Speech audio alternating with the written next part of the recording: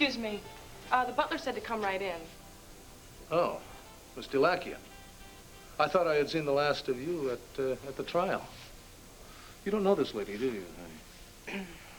Oh, of course you wouldn't know her. It was her office had you locked up in Mountain View at the same time she was trying to prosecute me for a murder I didn't commit. Look, I don't blame you for feeling the way that you do, but there's something that the two of you should know. Well, I think it's actually a little late for apologies. No, please, what I'm trying to tell you is that there's been a breakout at the prison hospital and Tracy James has escaped. What? Not only that, Thomas Stickley has escaped with her.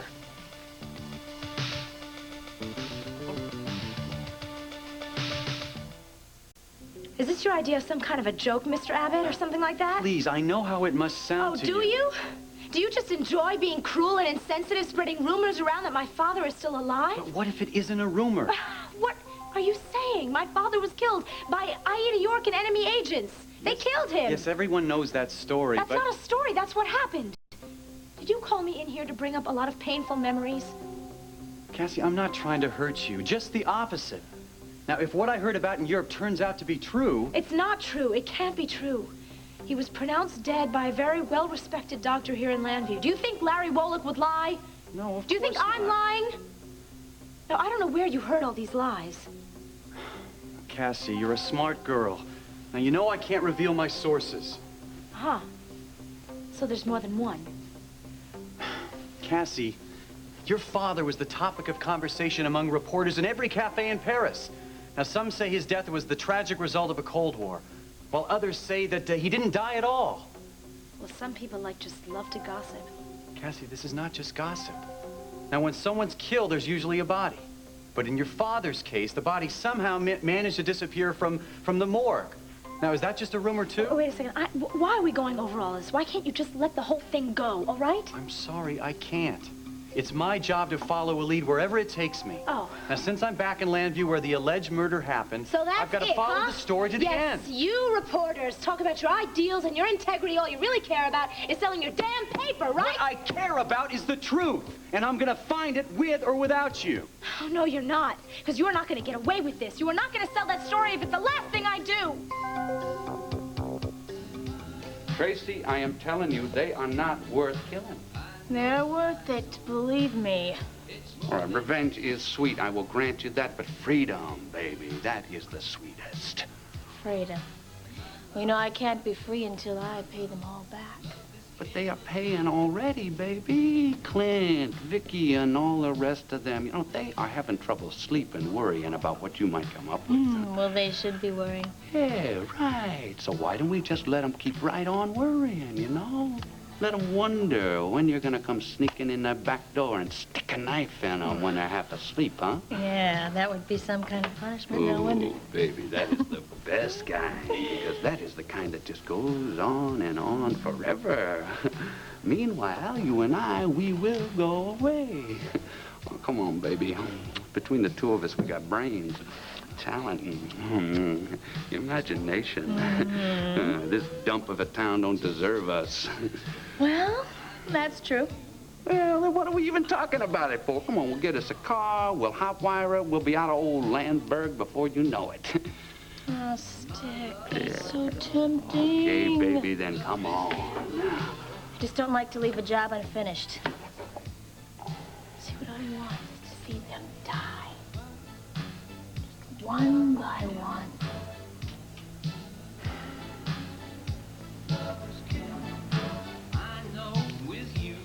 Tracy, even if we could bump them off one by one, do you have any idea how long that might take? Months, I know. I've been considering it. Yeah, but have you been considering what the cops will be doing while we are doing it? They will be closing in on us. We will be getting closer to the electric chair. I know you're right. When you're right, All Stick. right, I knew you could see it my way. I do. Okay, that's more like my little Tracy. All right, I'm going to tear up this list right now. Go ahead. Now you are talking. Yeah, I've memorized it all anyway. You know what? You are right. We shouldn't be waiting around here. Waiting to peg off each victim one at a time. You know what we should do? What we need to do is to figure out a way getting them all in the same place at the same time, you know? Just like...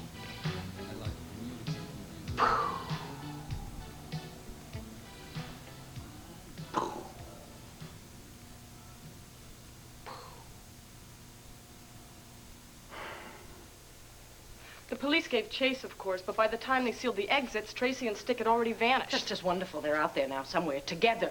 It's not bad enough that the one of them has escaped now, but they're together, There's for God's... nothing to worry about. Nothing to worry about?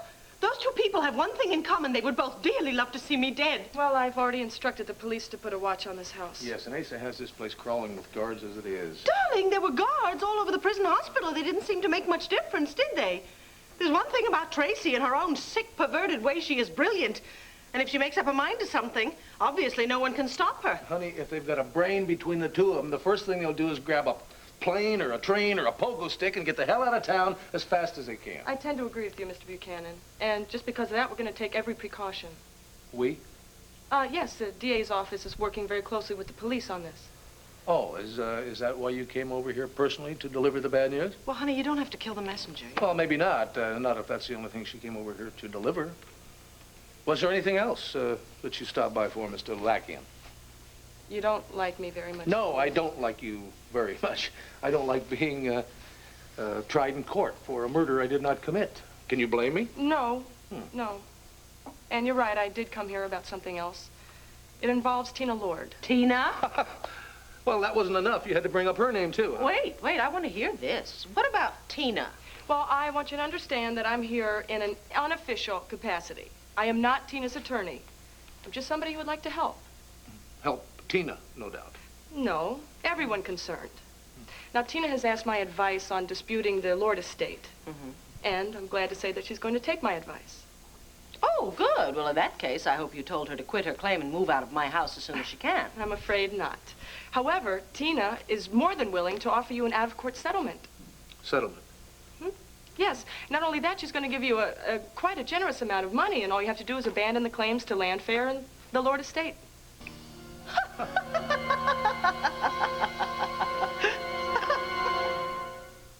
The latest on the mid-air explosion aboard TWA's Flight 840 on ABC's World News Tonight.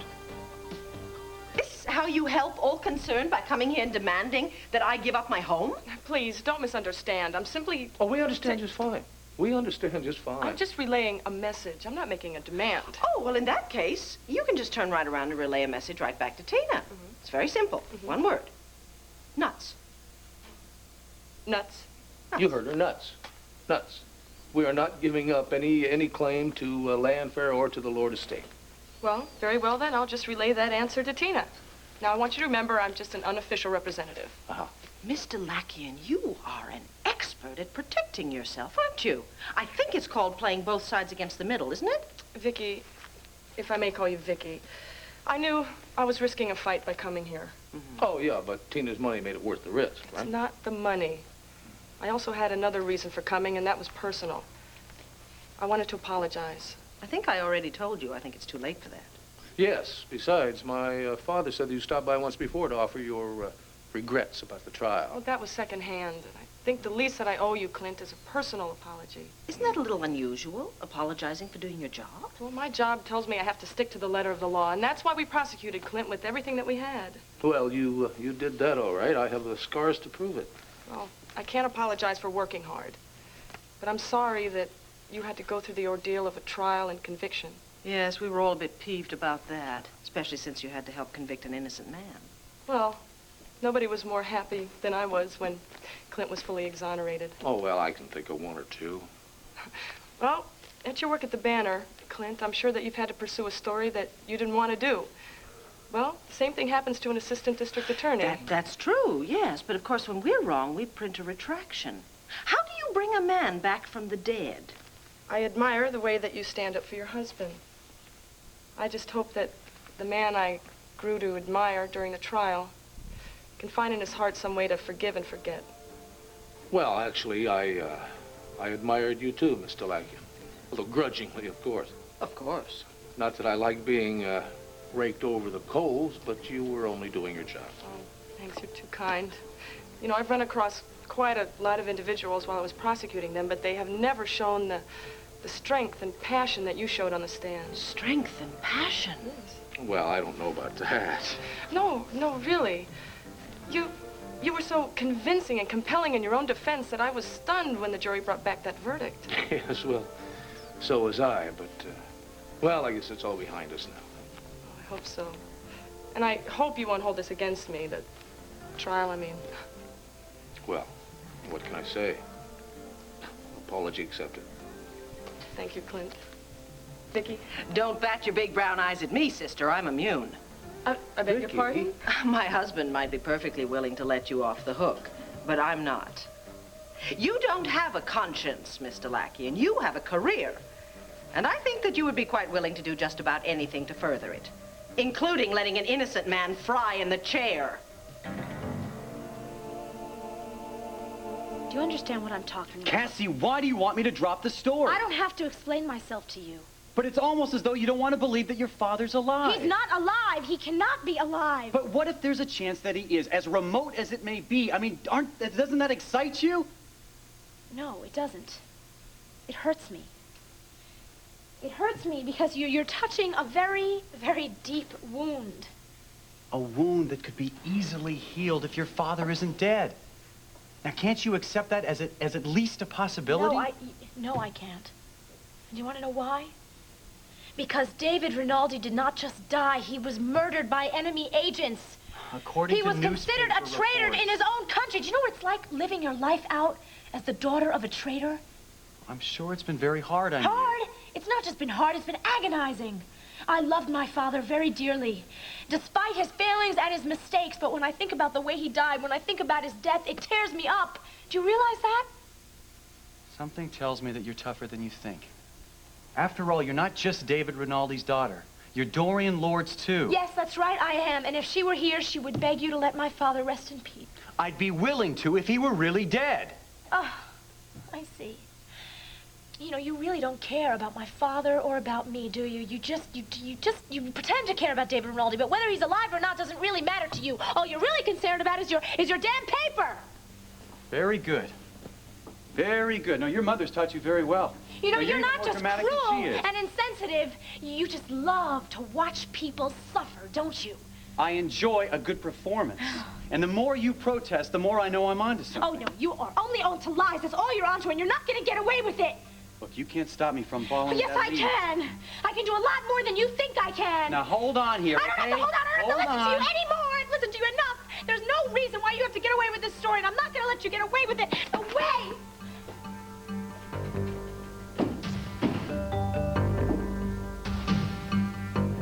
Okay. Tracy, listen to me. Look, don't talk me out of this stick. Oh, would I do that? Mm-hmm. Kid, I know when a lady like you makes up her mind, there is no turning back. All right. So then you are either for me or you're against me. Baby, I am with you. But if we are going to start lining up all the people on that list and knocking them off all in one place, there is going to have to be some very heavy planning going Well, on, you I've know? thought about all of that, all right? Now, do you know the story of the little tailor? Was that the one where the little baby bear finds somebody in his bed? No, it's a story of a little tailor who blows away 7 giants with one blow. 7, huh? Oh, yeah, but that is just a fairy tale. No, you can learn a lot from fairy tales, Stick. You can learn how to throw a witch in an oven. You can learn how to punish just evil stepmothers. And you can learn how to kill 7 giants with one blow. What was that? It was what? No, there's a sound. Somebody's out there. Are you sure we gotta go inside? You know, I'm getting a pain in my heart just standing out here. We talked it about on the phone, Clover. Even though this place is on a block, I want to make sure you get a fair price for it. I just want to sell it and be done. All right, just open the door. We'll check the inventory. As soon as we're through, we'll wash our hands with a backstreet bar.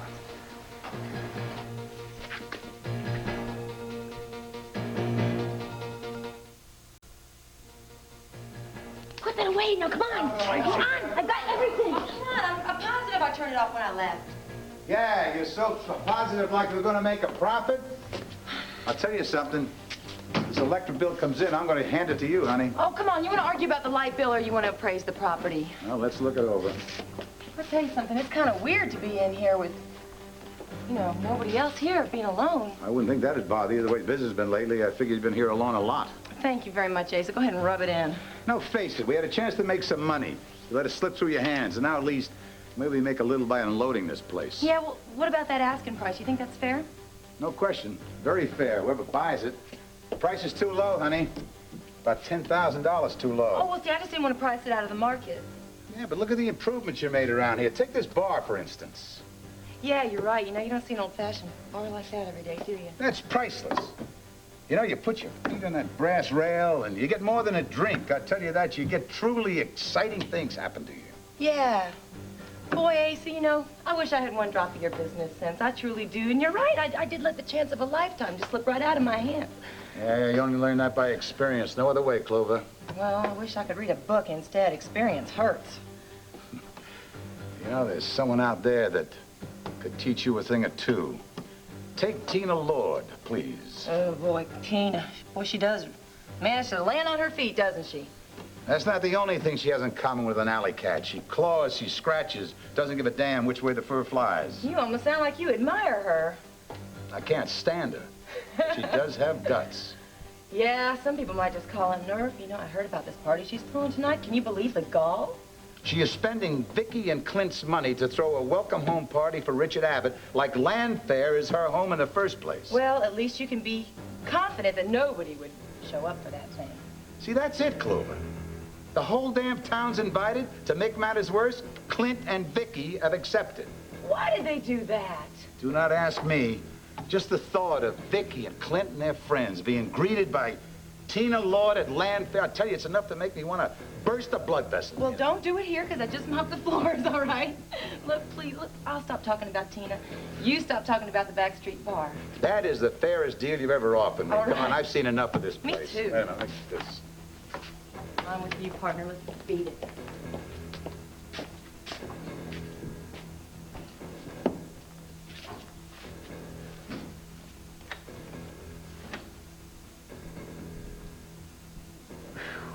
That was close. I thought I was going to have to knock them off.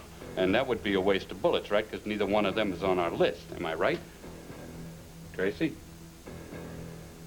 Oh, no. I've seen that look before. What are you thinking? Vicky, I was only trying to say... That's all right. I heard every single word that you said, and I caught every little nuance as well. Furthermore, I have to tell you that, frankly, I agree with you. My husband is a rare blend of kindness and trust, among other things. But that's all I was trying to tell. Very well. I, however, am a very different kind of blend. I'm not nearly as trusting or as kind, especially where Tina and her flunkies are concerned. Clint, just tell your wife. No. Don't talk to him. Talk to me. Better yet, talk to Tina. I think you should turn around and go straight back to Tina and tell her not to bother to have you do her dirty work for her anymore. As long as there is a Landfair, it belongs to me and family. Is that plain? Yes. Very well. Then we don't need to waste any more of your valuable time, Mr. Lackey. And by the way, my name is Mrs. Buchanan. You can find your way out, can't you? Mrs. Buchanan? Miss Delakian. Goodbye.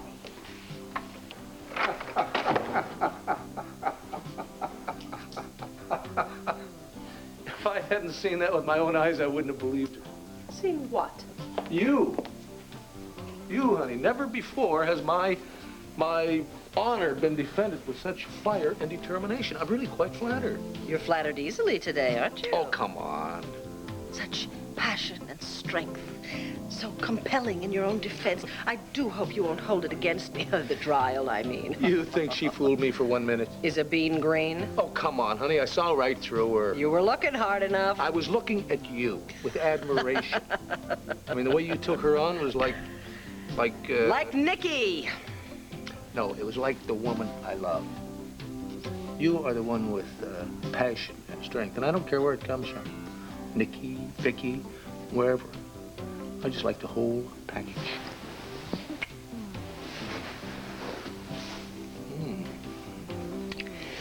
Well, you're not such a bad parcel. Yeah? Mm-hmm. Well, then in that case... No, that's not going to work. What's not going to work? One little kiss is not going to get me to tell you what my plans are for tonight. You will simply have to wait and find out along with everybody else. Really? Mm-hmm. Maybe I'll just wrestle it out of you. Oh! You'll have to catch me first. No message? No, nothing. Maybe that's good news. Maybe that means that Jenny didn't put an ad in the paper and she and David are safe somewhere. Yeah, I guess you're right. Hey, still miss her, don't you? I'm sorry. Now, don't be sorry. Can't expect you to just forget about her. Brad, maybe you should face the possibility that she's forgotten about you. I don't mean that she's not thinking about you, but maybe she has no reason to send you messages. We had an agreement. Maybe she has what she needs with David. I'm talking about Jenny's safety as well as David's. Are you? Or are we really talking about letting go here? You know me pretty well, don't you? I do know you pretty well.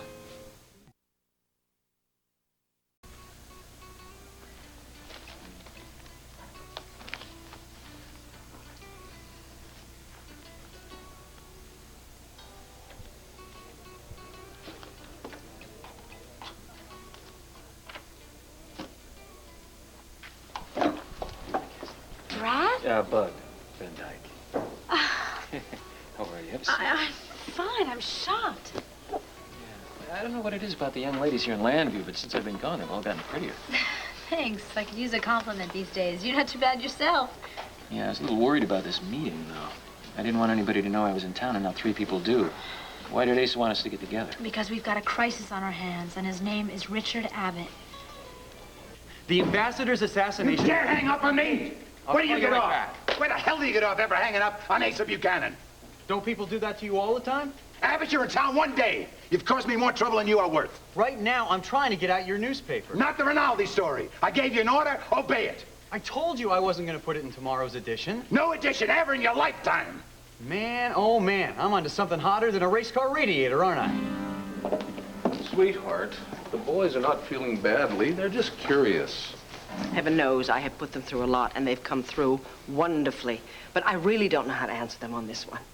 Mommy, why is Aunt Tina living in our house? When are we going home? Honey, they're not crying about it.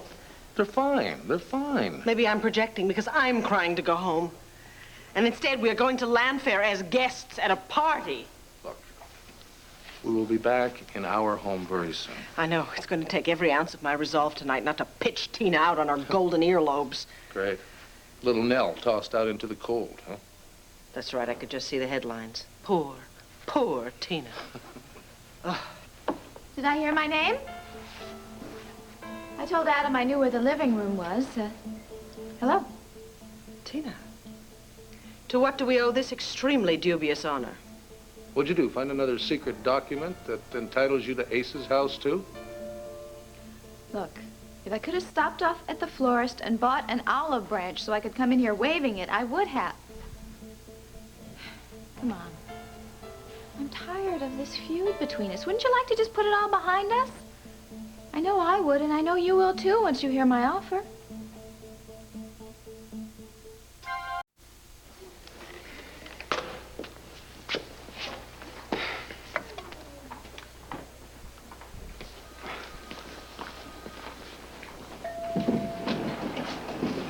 Yo, Rob, shift's over.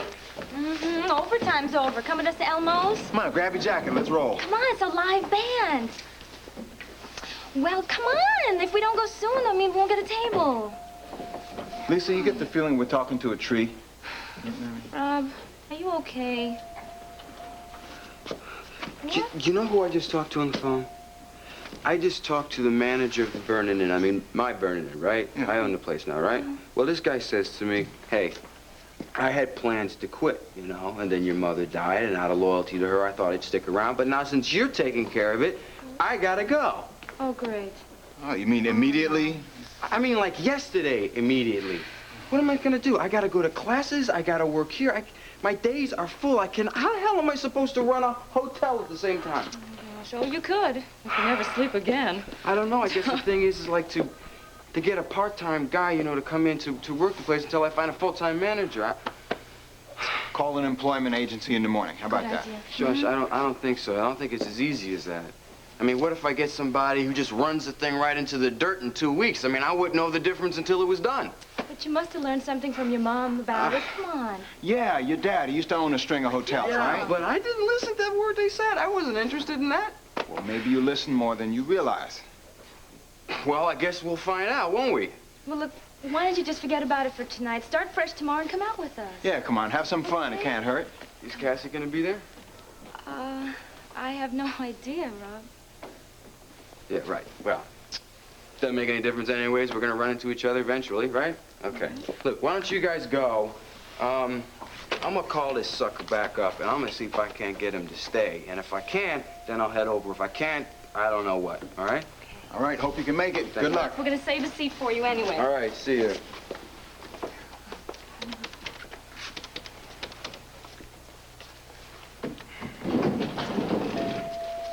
Hi, yeah, it's Rob Coronel. Is Arnie there? Yeah, Arnie, hi. Yeah, it's Rob. Yeah, look, is there any chance that you can just hang out for a little while? I mean, just till I find another manager. No. No, just a couple of days, not a couple of... Okay, fine. You want to talk tomorrow? All right, tomorrow morning. Look, Arnie, man, it would be a real big help to me. I'll give you a bonus or something. Yes, I know that money doesn't mean that much. Okay, fine. All right, fine. I'll talk to you tomorrow then, okay? All right. Oh, Rob. Hi, Larry.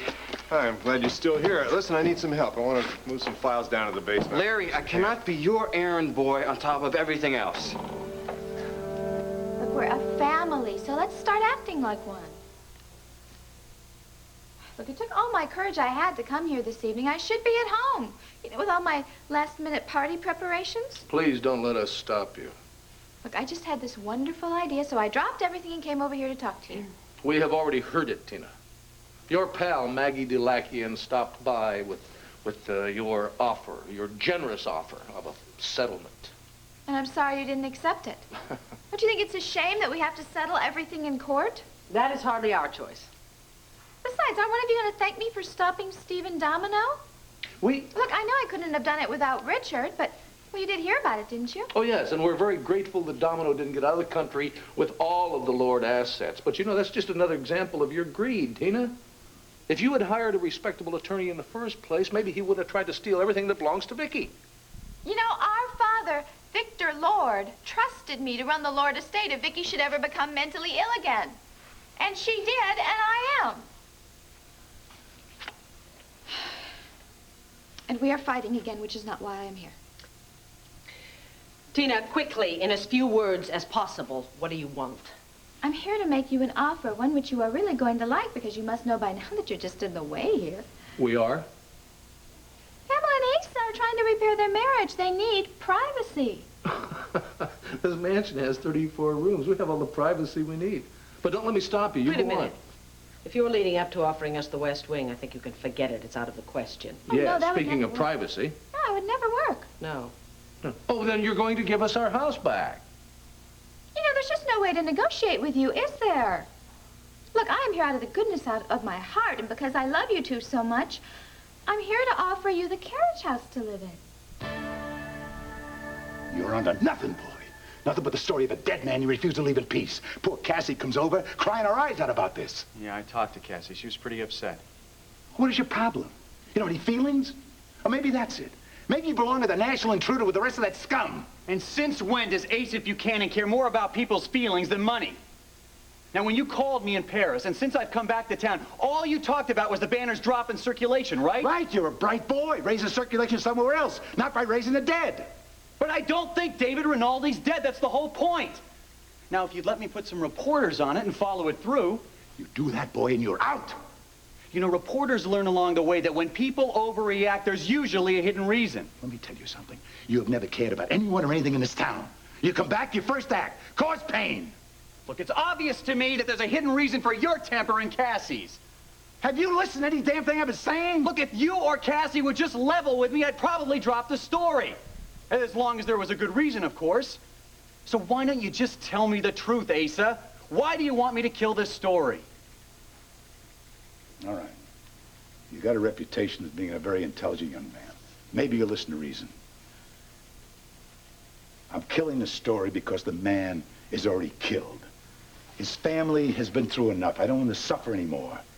It is over. I am the owner. I'm your boss. Forget the Rinaldi story.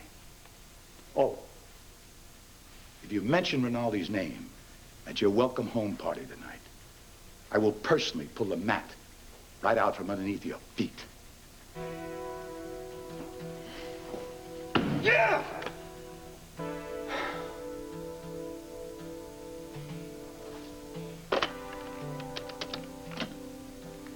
Briggs, it's Abbott.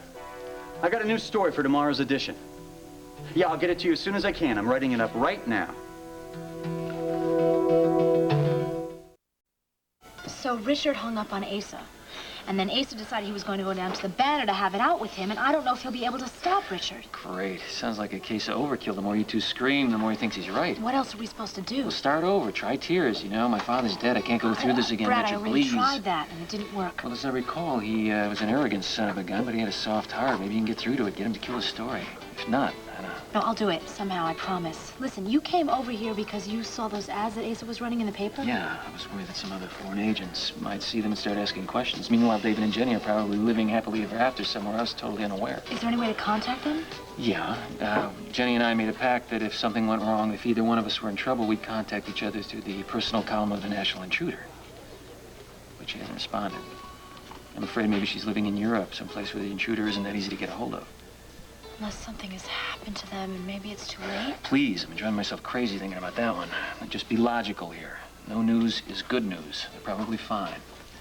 I hope so. I've had enough tragic news happen to me lately. Why? What's going on in your life? Well, for one thing, Rob and I just got divorced.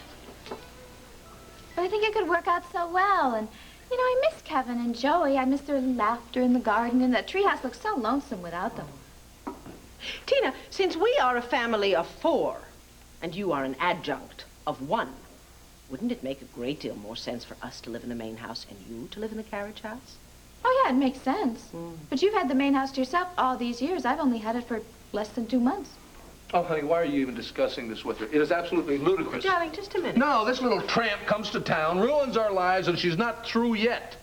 And she's not going to be through until she has taken every dime that Victor ever made, every dime you've ever made. Hell, when we're dead and buried, she'll probably have us dug back up to make sure we're not wearing any jewelry. Now, wait, just stop. Both of you, stop. You know, I don't even know why bother. We are enemies, and that's all we're ever going to be. And whose fault is that? It's mine initially, but only initially. Tina, I am very sorry that I did not welcome you with open arms as my sister a long time ago, but you cannot justify everything you have said and done since then as a reaction to my behavior.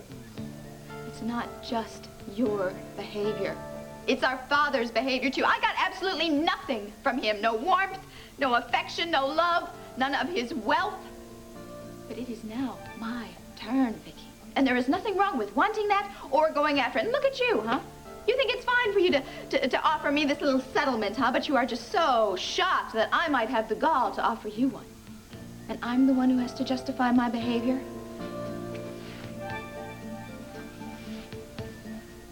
I hope you both will still come to the party. For Richard's sake, you'll be welcome in my house.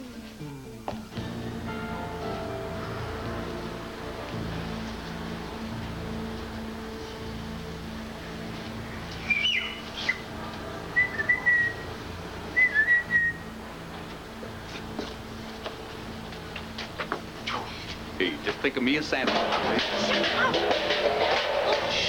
Be careful. No, I thought you were going to get it. I didn't know Christmas was going to get here before you. You know how long I've been waiting? Hey, relax, baby, okay? We still got some time. It's a little hard to get your hands on some of this stuff when the cops are all over the place, you know? Got everything I need? Yeah, you got your plastique, you got your wire, you got your battery, you got your, clock. Great. Everything it takes to make a bomb. Are you sure you can make this thing without blowing it up in our face, right? Sick. I majored in bomb building in 2nd grade. Now, what we gotta do is get over to land fair as soon as possible and get into the secret room, okay? Right, then we make the bomb, then we set the timer, then we get out of there, right? We get rid of all the people we hate, and then we head to Mexico. Hear that? Well, when I left, you two were very much in love. What happened? We don't have time to talk about it right now, Brad. Whoa, I'm not going anywhere, are you? I'm supposed to go to this party for Richard at Land Fair, and Tina's giving it. I don't really want to go, but I know it'll be a good chance for me to talk to him. Yeah, well, I'd hate for you to pass that up. Man, can you believe it? Tina in Land Fair? Yeah, I know. So what about you? How are you doing? Well, we'll get into that later. Well, come on. You and Rob, what happened? You heard that Laurel was killed, right? Yes, I did. I imagine Rob fell apart, right? Well, everyone thought it was Ivan Kipling who did it, and I knew that it wasn't him, and I guess that's basically what started it. After that, we just got further and further apart. You couldn't find your way back together. Yeah, I know that story by heart. Well, I mean, once you've lost something, it's kind of hard to recapture it. You can get it back if you want to. Yeah. I don't know if I do. I mean, part of me feels like a failure with Rob, but the other part of me is really angry at him. Well, you know, once you sort through those emotions, you might realize it is just pain, not anger, not hate. You'll be able to talk to each other. So you think that I should just hang out and not go out with anybody else? Well, no, I think you should date, you know, be available. And if you do fall in love with somebody else, you realize you and Rob made a mistake. I can't imagine myself falling in love with anybody else. Even though I know everybody does it eventually. Come on, it's pain. That's all. You get through it. Life goes on. You were looking at the walking, talking, living example of that. And you're a lot nicer than you used to be. Oh, really? Well, thank you. Well, if you want my advice. Do you want my advice? I'll listen to anything at this point. All right. Keep in touch. Maintain contact. Be friends. Or did you end on a bitter note? No, we parted friendly. All right. Well, you know, don't keep too distant. Otherwise, it'll be harder to get back together. Give me a call now and then. Yeah. I always wonder how he's doing anyway. You know what's happened since then. Yeah, of course you do. You care about him. But I don't think he feels the same way. He loved you. I'm sure he still does. You know, he might bluster a little at first, but he'll be glad you called. And who knows, in time, it may work out. Thanks, Brad. You're the only one that's made me feel better since the divorce. Well, glad to be of service. But right now, I think the most important thing for you to do is get to that party and turn on the tears for Richard. See if you can get him to kill that rumor about David being alive. Yeah, I know. Listen, I'm going to try anything that I have to, but I will take care of it. Don't worry. I've got some time before the party, and I think I might try to run into Rob accidentally. Hey, come on, Rob, take it easy. Now, I know what your problem is. I'll bet you anything. It's the Vernon Inn, am I right? Yes, it's the Vernon Inn. I mean, you talk to Mom about that place. There's got to be 53 problems a day over there. Yes, at least, sure. Well, how am I going to handle that? Well, Rob, you're a bright young man, and you're good with people. And if Martha could make a deal out of it, and your mother could work it out, well... I guess it's like tradition in our family, huh? Think it's in my genes? Listen, if you want to try and make a go of it, fine. What about you wanting to be a doctor? Oh, see, I wanted to ask you about that. What do you think? Do you think that maybe I can do both, you know, like work and go to classes and run the hotel? That's what I thought. Look, Rob, I am the one who got you involved in medicine, and you can understand where my sentiments lie. On the other hand, if you feel that you could be happy running the hotel, then go for it. It's not that. It's just that, I don't know, a couple days ago, after Cassie and I got divorced, the only thing that I could think of that was good out of the entire ordeal was that I was free from everything. All I had was free time and no responsibility to anybody but myself. And all of a sudden, I've got a staff of 30 people and 70 guests I've got to worry about. Come on. I'll buy you a cup of coffee. You won't even have to move the files. I can't, Larry. I gotta do something. I don't know what, but I gotta do something. Wait until tomorrow, Rob. Maybe contact some employment agencies. Put the whole thing out of your mind. At least let your subconscious deal with it tonight. Okay. Okay, you convinced me. I'll do that. I just don't want to get any coffee. I want to get a beer, I think. Hey, whatever. Okay. Oh, look, how have you been lately? To tell you the truth, I'm really upset. I'm upset that Tracy is still out there running around. Yeah. I guess a bunch of heads over at the police department are gonna roll over this one. Yeah, what scares me is that other heads are gonna roll first. Of course I'm going to the party. You don't think she deliberately came here to upset us so we wouldn't go, do you? That's a thought. Darling, she's serious. That's what makes this all so sad. Not sad, honey. I wouldn't exactly think about anything sad with Tina. It is sad that anyone's logic could be that convoluted. Well, that I will go along with. Okay, you two are taking over the banner right away. Vacation over. What happened, Paul? Hasn't happened yet, but I got a feeling in my bones it's about to. Abbott and I are at war. He's not going to back down. I'm going to blow him out of the bunker. Hey, so hold on a minute. Richard's only been at work for 1 day. What could he have possibly done in that space of time? I told him. I ordered him. I begged him, Vicky, not to release a certain story. He's going to do it anyway. Well, that sounds just like the Richard I've always known and loved. What's the issue? Never mind. Just tell him you agree with me. It just might help. Paul, we can't agree until we know what the hell you're talking about. He heard some rumor in Europe that Rinaldi's still alive. David Rinaldi? That's very interesting. Everyone was wondering about his body disappearing from the morgue. It's a very intriguing theory. What are you two saying? That you agree with Abbott? No, but as journalists, we probably think like he does. Well, stop thinking as journalists. Start thinking as human beings dealing with somebody's life. Whose life? I was afraid it was going to come to this. I suppose I'm going to have to tell you two. You know, trying to keep this story a secret from all over town will be all over town.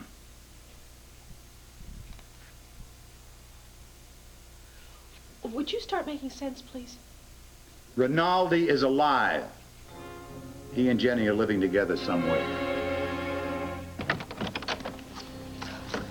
Yeah, you can pick a lock slicker than any man I ever saw. 1986 stick. This is amazing. Good grief, she has redecorated this whole place. Thank God I brought my own pliers. Oh, yeah, I can't wait to see that secret room, man. Mitch used to talk about it all the time. Vicky Buchanan talked about it. I mean, voice. Nikki. What? Lower your voice. Oh, yeah. Jackson, I'll have tea for two, please. Hey, come a few bars.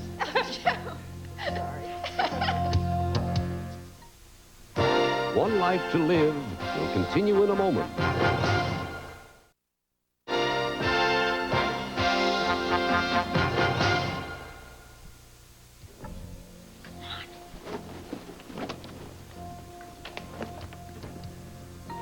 Maggie, I'm so glad we had this opportunity to talk before the party. I mean, this is really going to be an opportunity for you to meet some of Landview's most important people. Tina, I can't come.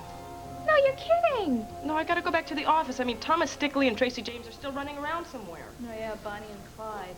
So what's wrong with the police? Don't get me started, okay? I just came over here just to say I'm sorry I can't come and for you to have a lovely evening. Now, it's going to be difficult. Although I am not going to let Vicky and Clint spoil it for me. Tina, when we met in the driveway, did you have a few tears in your eyes? Well, I'm not going to cry any more tears over them, that's for sure. I'm going to be just as vindictive as they are. You know, I had this really wonderful idea, right? And so I went over there all excited to talk to them, and what did I get? I got another tirade. I know, they gave me the same thing. Girls, come on. There are 900 other rooms to I talk offered in. them to live in the carriage house. I mean, how much more generous can I be, right? I mean, it's not like I offered them the gardener's shed or anything. Oh, this is making me nervous, Dick. Every time Tina starts talking about how abused she is, she never stops. What in the hell are we gonna do then? Maggie, what do you think? Am I wasting my time? Do I have a chance of winning this? Oh, yes, you have some chance, yes. But I wouldn't tell the post office that you're going to move in here permanently quite yet. Why can't things ever go my way? Oh, Tina, don't get down right before the party starts. Now you've got to be up. You've got to look like you belong in Landfair. Yeah, I do. And you're right. So I'm just going to take my mind off of Vicky and completely. And I'm just going to think of the wonderful party that I'm going to throw for Richard.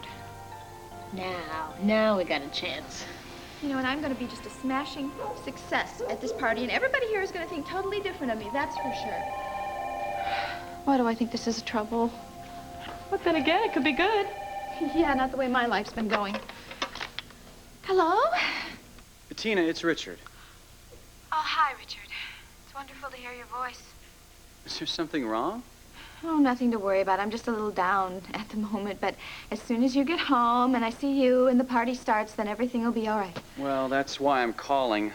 I'm not sure what time I'm going to be there. There's a crisis at the paper. Richard, there is a crisis in my life right now. You can't desert me, not for your own party. Whoa, slow down. Okay, I'm sorry. Now, just what is the problem at the Banner? Well, it might clear itself up within an hour, and then again, it may take longer. Well, you won't be too late, will you? Tina, there's an off chance I might not make it at all. No! No, Richard, please, that's not possible. Look, I just don't know. But I wanted to warn you. Now, I'll do everything I can to get there, I promise. Yeah. Well, thank you so much for calling, Richard, and I hope you'll be home soon, okay? Bye-bye. I think I'm gonna kill myself. I'm just gonna have to call the whole party off. Oh, no, you're not, Tina. You're gonna have that party if I have to force you at gunpoint. Well, Pa, this story sure answers a lot of questions. Like why Jenny suddenly married Brad Vernon. And left town all of a sudden as well. You did stop the ads looking for her, didn't you? Yes, once I was convinced it was the truth. Well, who told you all this?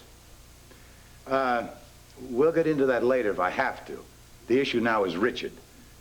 He's going to follow the rumor. Well, sure. If he's investigating something, he's not going to stop until he's got the answer. No, he's got a lot of determination. Well, that's why you two have to take over the Banner before he starts. Asa, that won't make any difference. He'll do it on his own. I think the only way now is if I go to him and ask him not to do it as a personal favor to me. Who the hell are you? Name's Sherman. I'm a copy boy over at the Banner. Oh, yeah, Sherman, we know you. What's up?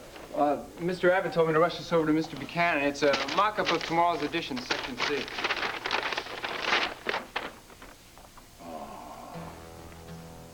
Now there it is. Black and white. Is David Rinaldi really dead? Is there a message for Mr. Abbott, sir? There sure as hell is. Which we will deliver later. Thank you, Sherman. Sure thing. Old Abbott told me something. This would not be in tomorrow's edition.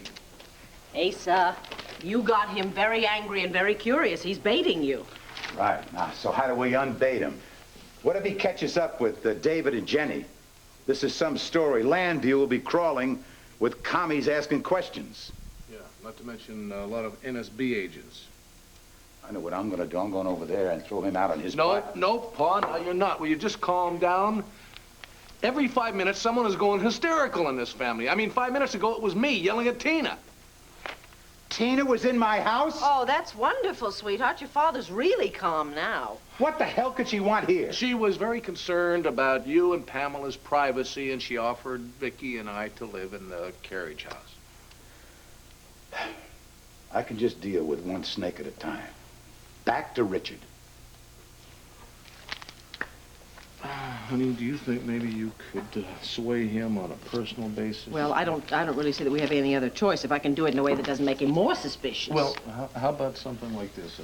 You know, that losing Jenny was really rough, but at least now she's safe, and if he keeps pushing this thing, it's just going to be, you know, that kind of thing. Cause more pain, you mean? Yeah.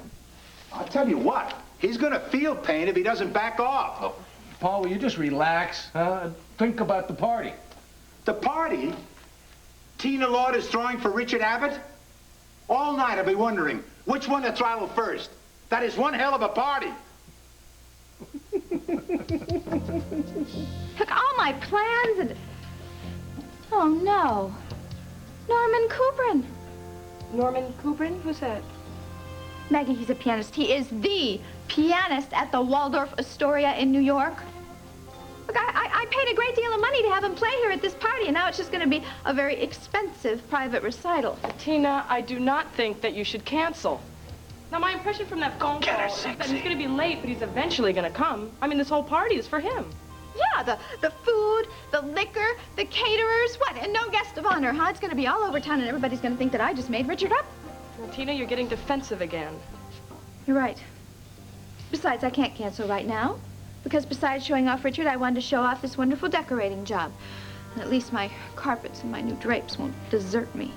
Well, Tina, I'm very sorry I can't make it, but I've got to get back to the office. I know. Thanks for your moral support. If it weren't for you, I think I would have caved in. Somehow I doubt that. Move, move, move, move. Get her out of here. Close the door. Okay, Get her now, out. in a few seconds, we'll get to the secret room. So, when I surprised Dad and came back to Landview, I thought I'd be surprising Carla, too. But they had already split. And Lisa, the man never goes out. I don't see how we'd have time in this town to do anything but work. Yeah, well, your dad owns a big pharmaceutical company, and he doesn't only work. That's what Mom says. I don't know. It seems every night he's got some meeting or the other. Tell me about their relationship, your mom and dad's. Oh, I haven't been home in a long time. I guess they're polite to each other, even loving. But I never saw them as the world's best romance, you know? I really admire Mom. I couldn't stay living with a man who spent 90% of his energy just making money. Hey, y'all. Oh, right. Hey, nice surprise. Hey, man, does this mean all your problems are okay now? Nope, means I'm ignoring him. Oh. I miss the act? Oh, no, hasn't started yet, just in time. Great. Waiter, wait, hey, can I get a beer or something like that? Yeah, another round here, please. You got it. Say, Rob, I see a very attractive lady over there. Looks unattached, looks like your type. How would you know what my type is? I don't even... Oh, she's small and dark, you know, a little bit like Cassie. Uh-huh. Exactly the type I don't need right now. Thank you very much. Sorry. Okay, moving right along, there is a 6-foot Amazon. Okay, can I have your attention, please? Can I have your attention, please? How y'all doing tonight? How y'all doing? Good night. Let me tell you, you having a good time tonight? Yeah. Oh, I said, are you having a good time tonight? All right, all right, all right, all right. That is a crowd I've grown to know and love so well. Am I right? One more time. Yeah, okay. All right, everybody, just settle down here for a minute. Settle down, because in about another minute, we're going to have one of the hottest rock and roll bands in the world to come along for a very long time.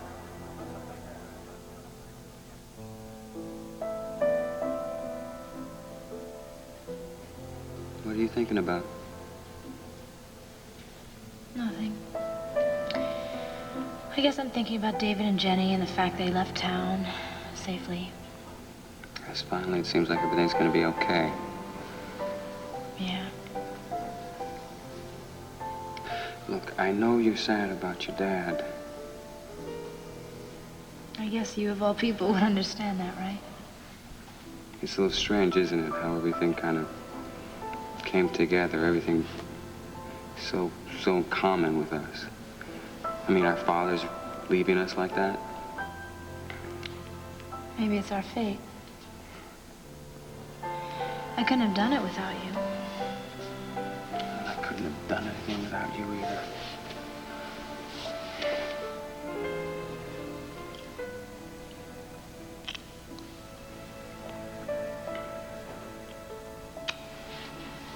What are we doing here? I guess we wanted some quiet time in a quiet place. Well, I can think of a quieter place than this. Like our bed. I have to twist my arm a little bit. Put the phone off the hook. And lock the doors and all the windows and put the cat out and just have fun for 3 days. What do you say? I don't think we'll say anything. I think the only thing we need to talk about from now on is our future together.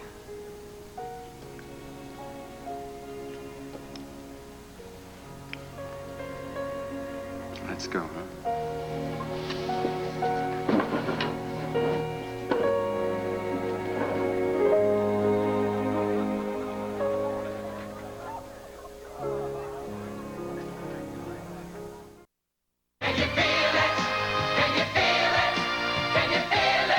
On All My Children. If either one of you try to pull another trick on Erica and me, be sorry. And on General Hospital. You've got to change your mind and defend him. I don't believe Kevin. Please, I'm begging you, Jake. Please. Can Jake turn his back on a man charged with murder? All My Children, General Hospital. They're great.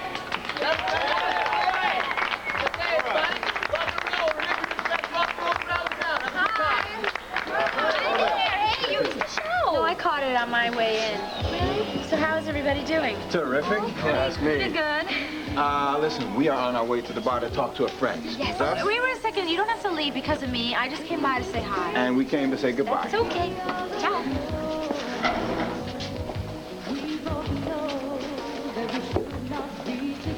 How you been? I don't know. Yeah.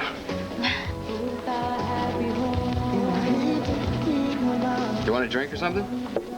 Well, no, I have to get going. I'm going to a party for Richard Abbott tonight. Who's that? It's a long story, but he's Vicky's cousin. And Tina's giving it at Land Fair, so Vicky and Clint will be there and everything. Who you taking for a date? Forget it, I didn't ask, I'm sorry. I'm not going. I don't want to know, don't tell me, I didn't ask. Rob, you really think I would start dating other guys so soon? I mean... I would know. Well, I guess I'll be early. Wait, I'm sorry. I didn't mean to say anything, okay? I know you gotta be in a lot of pain, like me. Okay. So how are you doing? Well, I'm not too bad. I'm a little panicky right now. My manager over at the Vernon Inn just quit on me today and left me with the entire thing to take care of. Well, don't you want to be manager? Well, I don't know. I never considered it before. But see, I just thought that I was just gonna, sit back and just go to the bank with all the money. But now I'm in charge of everything. It's gonna be pretty tough, managing the hotel and staying in medicine together, don't you think? Impossible, I think. Well, I think that maybe you should... What? I don't think it really matters what I think anymore, right? Cassie, I need all the friendly opinions I can get. Not that you ever listened anyway. Well, maybe now that we're divorced, I will.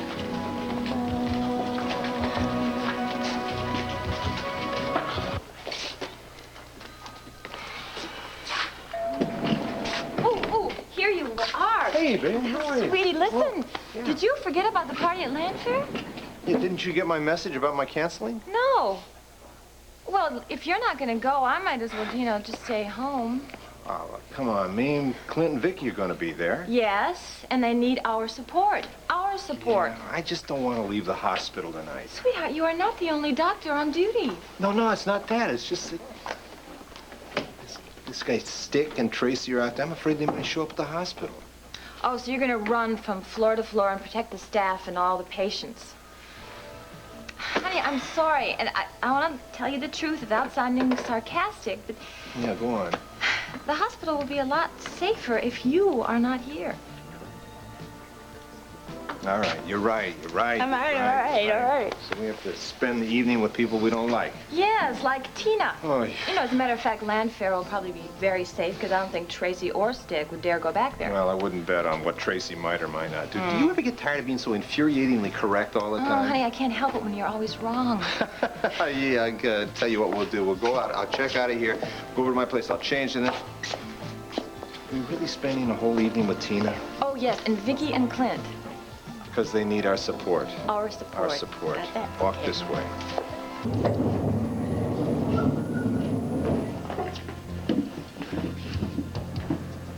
Tracy, it's almost 8:30. We still gotta make the bomb and then get out of there in time. There's not gonna be enough time. Look, if we can get in the secret room in the next 5 minutes, we're gonna be all right. I don't want you hurrying while you're making that bomb. They're not gonna blow us up, Stick. Okay, look, now we are the victors in this world, not the victims. Oh, conquering Mexico is gonna be a gas with you, babe. Yes, I'm still here. Tina. Richard! Oh, you're here. I was just calling to try to find you out. Hello, he's here, Bud. Well, I'm so happy to see you. I figured you must be at the Banner, so I figured you had to be there somewhere. Yeah, well, the crisis just faded away. Let's hope it doesn't follow me to the party. Oh, please don't say that. We don't want a crisis right in the middle of it. Oh, everything will be fine. Stick, move it. God, he might come up here. Let's get out of here. Well, it's time to get dressed. Richard, what do you keep looking at over here? Oh, I don't know. This room, it just feels creepy to me. What? You don't like the way I decorated it? Oh, it's not that. It's that secret room. I mean, I keep thinking someone's going to open that panel by mistake. I mean, it's so obvious to me now that it's not a real wall. I think you've been an investigative reporter too long. Why don't you just have the whole setup unhooked? Why should I?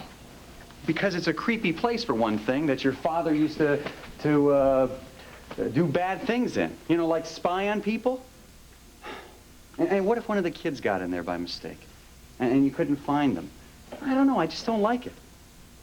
All right, I'll tell you what. Okay, why don't I have the electrician come over and he can just seal it up right away? I mean, even before the guests come. And that way you'll feel better and so will Vicky. In fact, I think I'm going to make a point of telling her that I had it sealed just to get rid of all the bad memories. That would be a very nice gesture, Tina. And on that note, I think I'm going to go take a shower. Yeah. Oh, Richard, wait.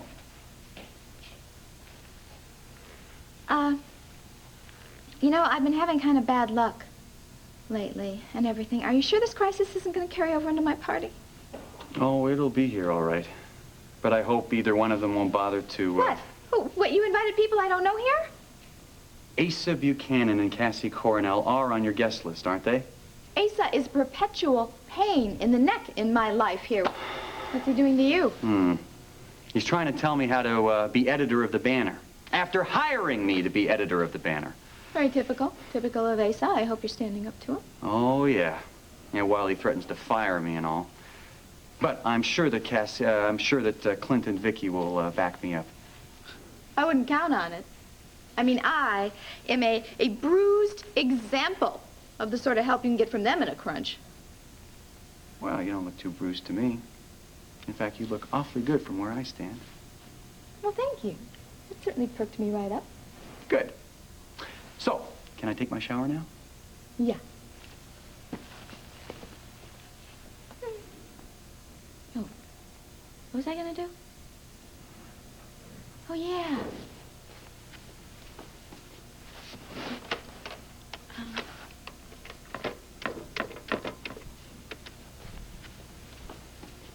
Oh, Jimmy, great you're there. Yeah, it's Tina Lord. Look, I have an emergency electrical situation here that I need to take care of. Could you come over right away? Jimmy, I know what time it is. Look, I am planning this really important party tonight, and, well, it has to be done immediately. I'll pay you triple overtime. Somehow I knew you'd say that. So I'll see you in a few minutes? What? Oh, really? It's nothing complicated at all. I just want you to sever the wires of the secret room. Jimmy, so what if I changed my mind? Just hurry, okay? Okay, bye-bye.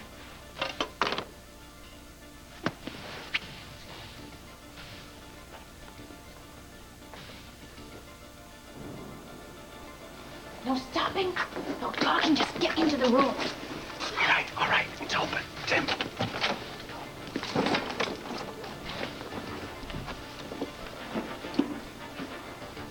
Boy, it's too bad she spent so much money redecorating this place since around 10 o'clock. It's all gonna look like the east side of Detroit.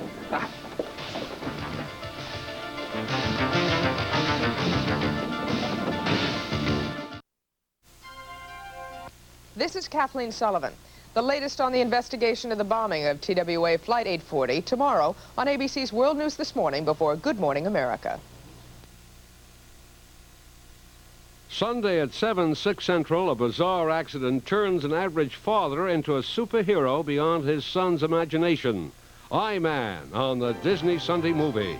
Then Roy Scheider's the target in one of the greatest aerial duels ever on the network television premiere of Blue Thunder, the ABC Sunday night movie. Terry begs Jake to help her husband. Stay tuned for General Hospital following an ABC News brief next. Mariette Hartley joins Merv today at 4. Darling, if you'd hold still, I could straighten it. I'm not the one that's shaking. You are. Oh, I know you're absolutely right about that. I really thought that I could go to this party tonight, just a picture of confidence. Having second thoughts? Second and third. I thought it would be so easy. Just walk into Landfair as another guest. Shake hands with Tina, give Richard a kiss, but as the time draws near, The plan. Just concentrate on the plan.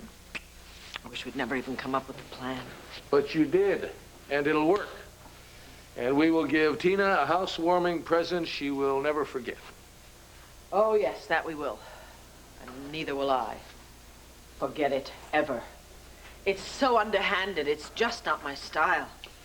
Well, from what I've seen lately, honey, your style is changing, and it's not exactly like Tina hasn't been asking for this. Well, you're absolutely right about that. When I think of the way she grabbed our house right out from under us, and then tried to offer us the carriage house on the estate in return, absolutely enrages me. Well, and that's why we're going through with the plan tonight. We're going to make that rage pay off.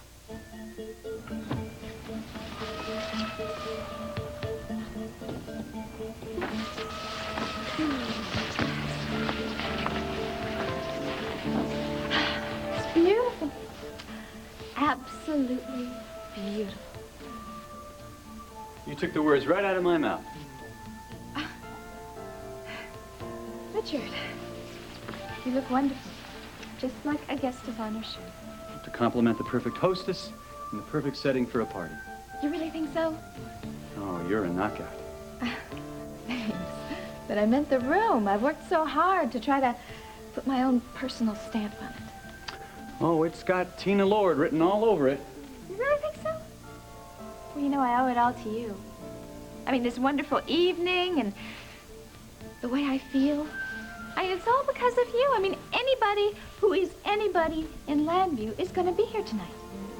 Thanks to you. Tina, your life has always been in very capable hands. Your own. I wish you'd realize that. I'm learning with your help. Listen, can I get you a drink or something? No, thanks. No, I think I'll wait till the joint starts jumping. I left this Sunday's editorial on my desk in the West Wing. If I've got time, I'd like to finish it up. Oh, of course. Go right ahead. I mean, the guests aren't going to arrive for a little bit. And I'm going to go to the kitchen and check on the chef. You mean you don't trust him? Oh, I do. But not for tonight.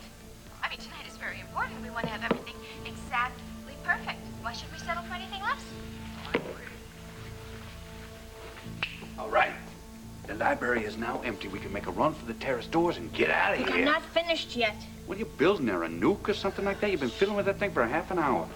Aunt Ramona always said if I'm going to do something, you better do it right. Yeah, but Aunt Ramona is dead. Just like we're gonna be if we do not get out of here before that thing goes off. Just relax, Dick. Relax, are you kidding me? Did you hear what Tina and the Ken doll said? I mean, the guests are about to arrive. Then how are we gonna get out of here, huh? You're watching this thing way, way, way too much. Ain't no wrong way, no. No wonder you landed in prison. Come on, Tracy, this is serious. We only got so much time, you know? Look, now you're making me nervous, all right? It's not smart to make someone nervous who's handling, you know, these plastic explosives. Now, you want us to blow up right here and now, huh? Okay.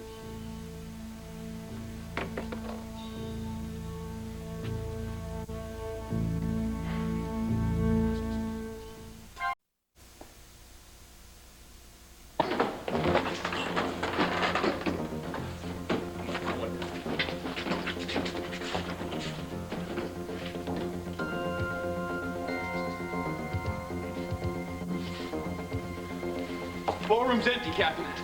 Yeah. Captain, it looks like this lock's been picked. Okay, that's Tracy's style, all right. Look at this. Tracy James Hospital ID, you're right, Captain.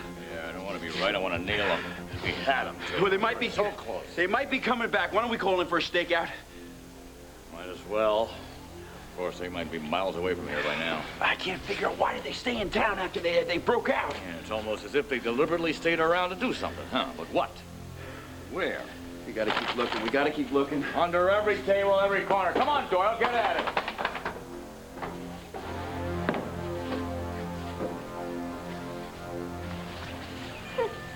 You say caviar's an acquired taste. I think I just acquired it. Miss Lord, our first guest has arrived. Miss Cassie Coronel. Hi, Tina. Cassie, don't you look lovely? Thank you. You really do, but you know, it's very original coming so unfashionably early. Well, actually, I needed to talk to you before the party started. Oh. Well, is Rob going to meet you later? No, maybe you haven't heard yet. Rob and I have gotten divorced. Oh, no. Cassie, I'm very sorry. I had no idea. I really am. But, you know, I've been so busy, what with Landfair and everything, I guess I haven't been keeping track of things.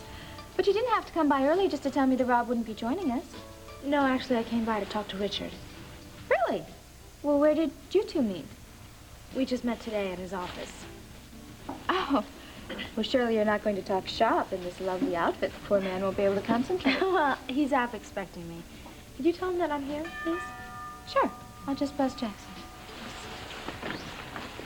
I beg your pardon, Miss Lord. Oh, Jackson, you must be psychic. That's better than just even being British.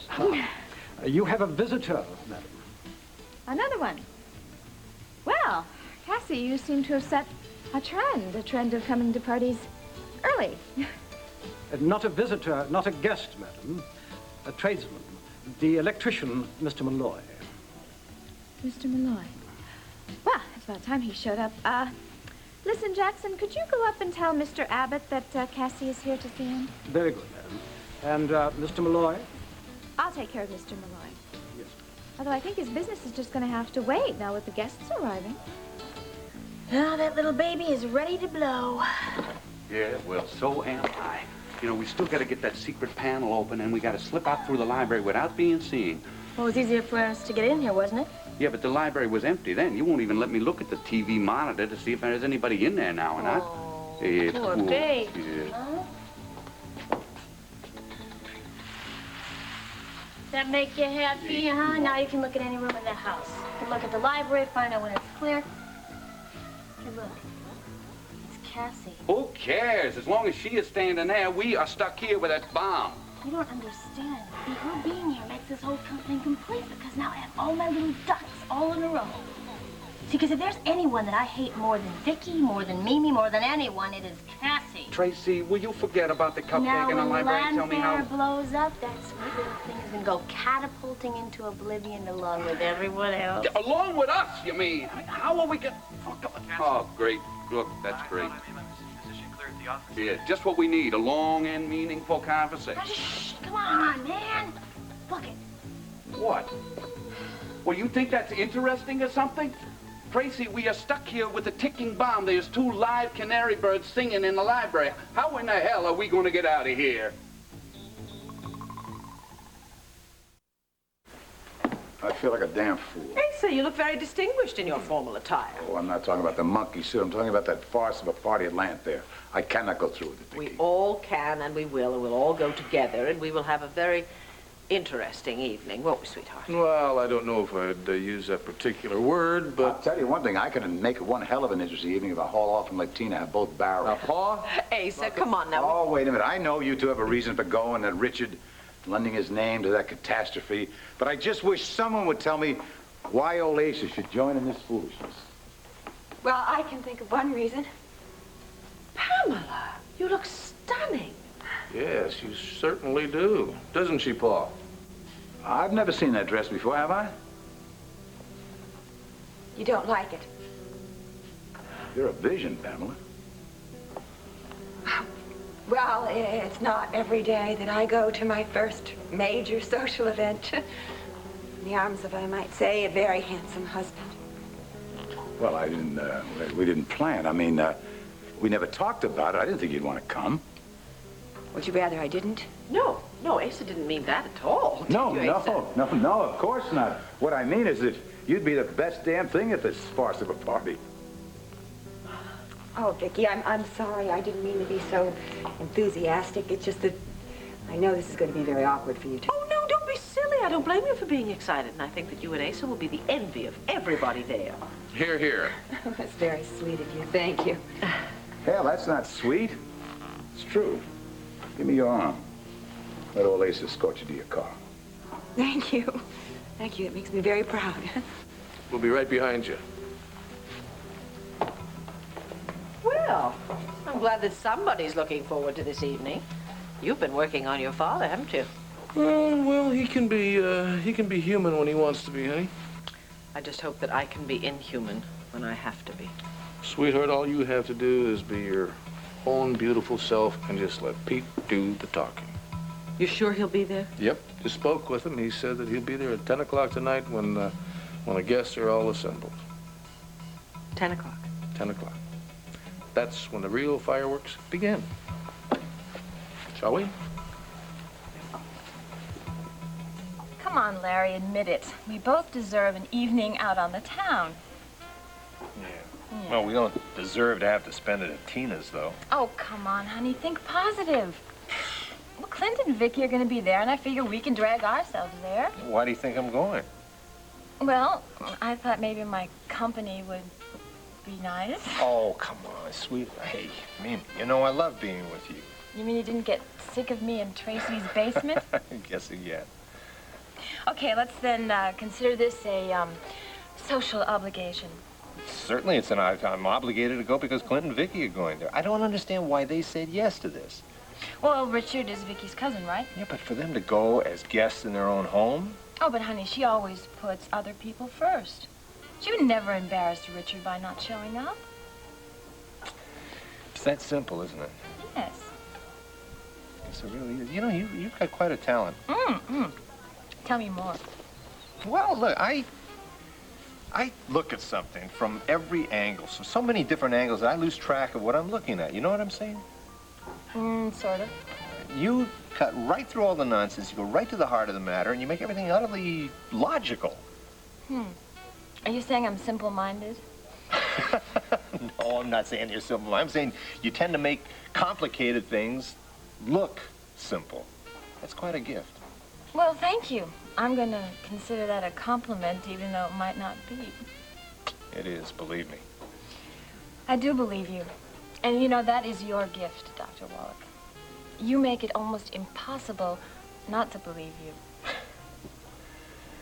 I wish we didn't have to go to that party tonight. I really am having a better time just with you. Yes, so am I. I feel... Comfortable? Yeah. Can I tell you something? Yeah. All that time that we were locked in Tracy's house there, well, there was a time toward the end there I thought, we may not make it. And I said, okay, I can accept that, not making it. I can accept it. You know why? Because I was there with you.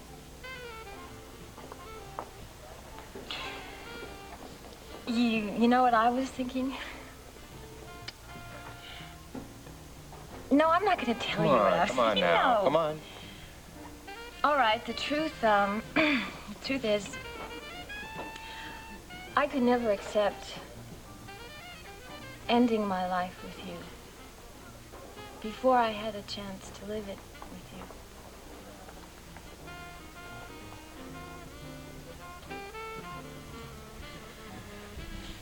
I guess we better get the check. Yeah, it's a good idea. Don't want to miss any of the excitement at Tina's. So I just wanted to say that I'm sorry. Cassie, you don't have to do that. Yes, I do.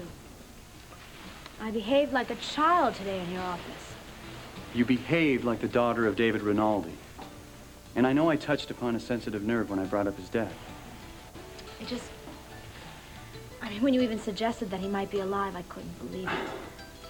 Yeah, so you said. I said a lot of things that I really regret. We all do that. I guess in your profession it's called, oh, I don't know, when you say things from time to time that you want to take back. They're like called retractions. Yeah, but I'm sorry, Cassie. I'm not going to retract my story on your father. No, I would never ask you to do that. As a matter of fact, I'm very sorry that I even asked you to do that today. How come you changed your mind since this afternoon? Because I had time to think about it. Believe me, I know that your job is to run a good story, and David Rinaldi is a good story, even though he's not alive. Well, that remains to be seen. But it took a lot for you to come here and apologize. I want you to know I really appreciate it. I'm still very curious. I mean, where did you even hear these rumors? Well, I thought I told you in Europe. Yes, but Europe is a very big place. Well, to be more specific, a ski resort in the Tyrolean Alps. Now, your father was seen skiing down the slopes very much alive. So that's it? Someone saw someone who may or may not have been my father skiing down some slopes at probably 40 miles per hour? That's what you're going to base your story on? I admit it's hardly conclusive, but Conclusive? I don't even know how you can take that seriously. Oh, but I do. After all, David Rinaldi was an avid skier, wasn't he? My father was a very gifted and brilliant composer. He didn't have time for things like skiing. Really? And why does every biography on your father talk about his love for skiing? The cover-up continues, eh, Cassie? I'm not covering up anything. He never talked to me about skiing. Yeah, just like he never talked about enemy agents or sneaking out of the country with a new identity. I am sure that you are a brilliant writer. And the story's going to be very good, but it's going to be fiction, not fact. You're a loyal and loving daughter, Cassie. I'm sure your father's very proud of you. How many times do I have to tell you that my father is He's not alive? dead. I know. But I got this thing called a bull detector. What is this, 2020? I want to see an empty room, and they are giving me the latest international gossip. Look, what are you worried about? This bomb is not going to blow till 10 p.m. Now, I like watching Cassie. Being so good and noble makes her final moments all the more enjoyable. Yeah, well, her final moments are going to be our final moments, sister, if we don't get out of this room. Oh, boy, I hope the rest of the place ain't lousy with people. Shh, listen, wait a minute, wait. Tina, who's that guy she's talking to? He don't look like one of her guests. Who cares? I want Cassie there. Why would I go through all the trouble to protect somebody that was What are these? My question exactly. There with these. I'll tell you what's going on up there. I'll tell you exactly what's going on. What's going on is that they are in the library and we are not. Come on, Tracy, snap out of it. Earth to Tracy, baby. We have got to get them out of there so that we can get the hell out of here before they... I don't even want to think about it. Oh. Jimmy, don't you see? My party is about to start, and with all the people here, I can't have you running in and out of the secret room. It's okay by me. I still don't understand why you want me to undo the fine work I already done. Work? Look, Jimmy, you overdid all the work. That's the problem. All I did was I wanted you to make the secret room a little bit more comfortable for me. Which I did. Wrong. What you did is turn it into an outpost for spying on everybody in the house. I did? Come on, Jimmy, don't try to deny it. I know you. When you get your hands on some little electronic gizmo, you just don't know how to stop. Yeah, that's true, but in this case... No, in this case, you went directly against what I asked you to do. Now, if anybody finds out about those TV monitors, those speakers, I'm going to be thrown out of town. Wait just a minute. I do good work. No man or woman can say any different. TV monitors. I know I never did anything. Jimmy, the point here is, can you undo all the damage that you've already done? I'm a fine craftsman. You pay me to rewire, you can pay me to unwire. Well, yeah, but can you do it before my party's in full swing? 20 minutes soon enough? Yeah, but I can't have you running in and out of the secret room now with all the guests in there. Show me where the stairs to the basement are. That's where your circuit breakers are. I can work my magic down there. And you can seal up the secret room? Tina, my fine lady, when I'm finished, even the angels in heaven won't be able to get into that room. Okay, quick. It's that way. Right down the hall, all right? Hurry. Well, miss, are we ready? I don't know, Jackson. What do you think? Well, if I may say so, Madam is every inch the mistress of all she surveys. Thank you. Okay. Yes, miss. Let the party begin. Good evening, and welcome to Landfair. Well, the whole Buchanan family together. Who could ask for more? I do hope we're not too early. Well, it seems to be quite a trend this evening. I can only hope that it's because people can't wait for the party to begin. Well, that's certainly true of us. Thank you, Darren. Well, I can't tell you how much it means to me to have you here. All of you. Well, we wouldn't dream of staying away, would we, Asa? Not even if we wanted to. Well, then I guess my party is going to be a success, isn't it? Oh, here I am rattling on. Jackson, could you take the wraps, please? Yes, with pleasure, Madam. Well, the one problem, though, about coming early is that I'm afraid it's going to spoil my big surprise. Isn't that interesting? Tina loves surprises, too. Oh, I do. And the big surprise is that the music tonight is going to be performed by Mr. Norman Cooper. Oh, really? I'm sorry, I don't know who he is. Oh, I doubt if he ever played Malakeva. He's a legend at the Waldorf Astoria. Yes, Clint and I have heard him play several times. Oh, I've had nothing but happy associations with Mr. Cooburn's music, right up until tonight. Well, you know, I thought it would add just the right touch to the party, but I wanted to have him seated and playing when everybody arrived. Oh, don't worry about it. I'm sure your party's going to be a smashing success. Thanks, Pam. I'm so glad you came. I really am. Asa, I can understand why you like to have this lovely lady by your side. She really does a lot for one's confidence. Oh, Elizabeth. Right, speaking of confidence, why don't we all have a little champagne? Sure. Yeah. Thank you. There you go. Vicky, I hope you, like this. It's a vintage that I heard you, rave about. Shall we then? Oh, no, shouldn't we toast something? Oh, Tina's right. To a night of wonderful surprises. I like that. To a night of wonderful surprises. Now, this is a surprise. What is this? Oh, you noticed? It's impossible not to notice. Yeah, well, Vicky, I had such respect for your taste and everything, the way you had the style and things, and I wanted to add my own style to the place. I hope you like it. It'll take getting used to. Yes, you can say that again.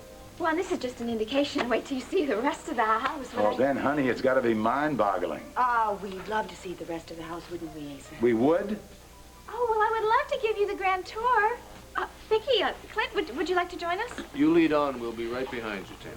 Okay, well, we'll go upstairs. Wait till you see what I am planning for the master bedroom. I'm going to base it on the Hall of Mirrors at Versailles.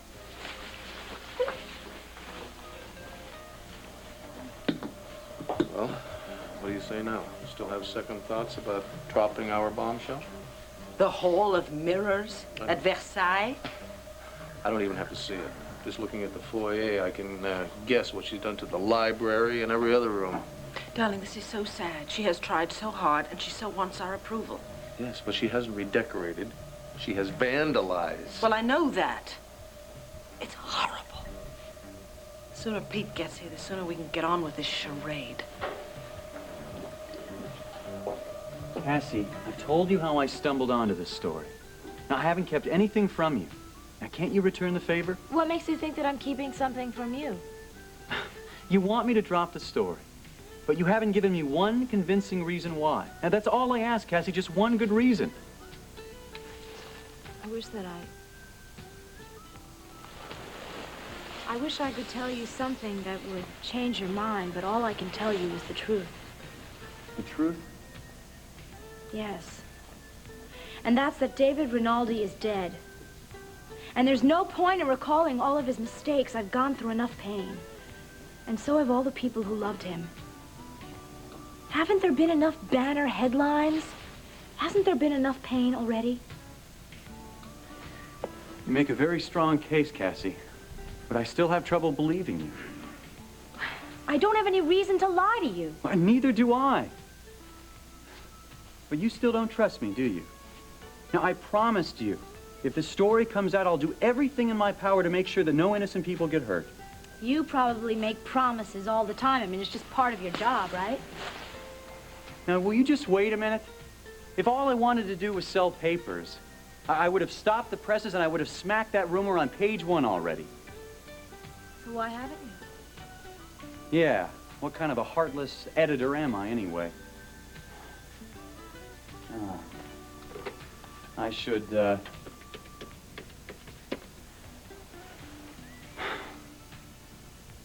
I should lose my job for this. Hello, Briggs?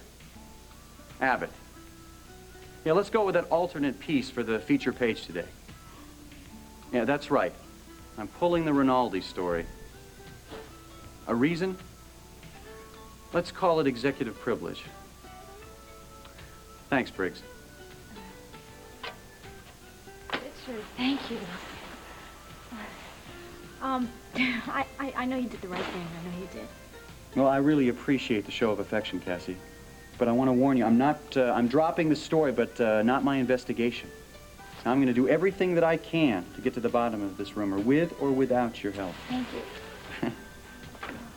And now for the biggest surprise of all, the library. Vicki. Oh, this is something I didn't count on. Everybody decided to show up early. Yeah, early for them, late for us. The bomb is still ticking, Tracy. I know. Don't you think I know that? All right, excuse me. I forgot. You're the one that knows everything. Me, I'm just a dummy. The only thing I know is that when that bomb goes off, we are going with it, and it ain't gonna be to heaven. We're just gonna have to try to get out by force. Oh, right. Right through a library full of people. Uh-huh, So sure. you got your gun, don't you? Wait a minute, Tracy. Well, this is no time to argue. You either come up with a better idea or we're shooting our way out of here. One Life to Live will continue in a moment.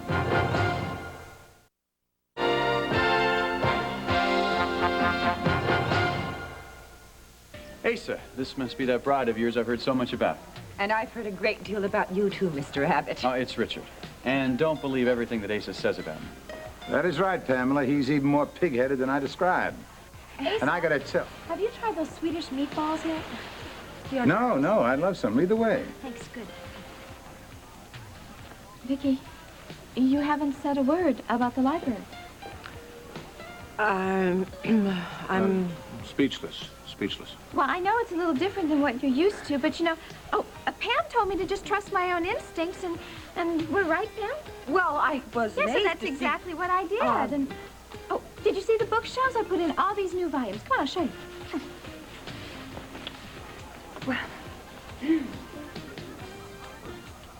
So it was just like that. He picked up the phone, he called the Banner, and they dropped the story about David.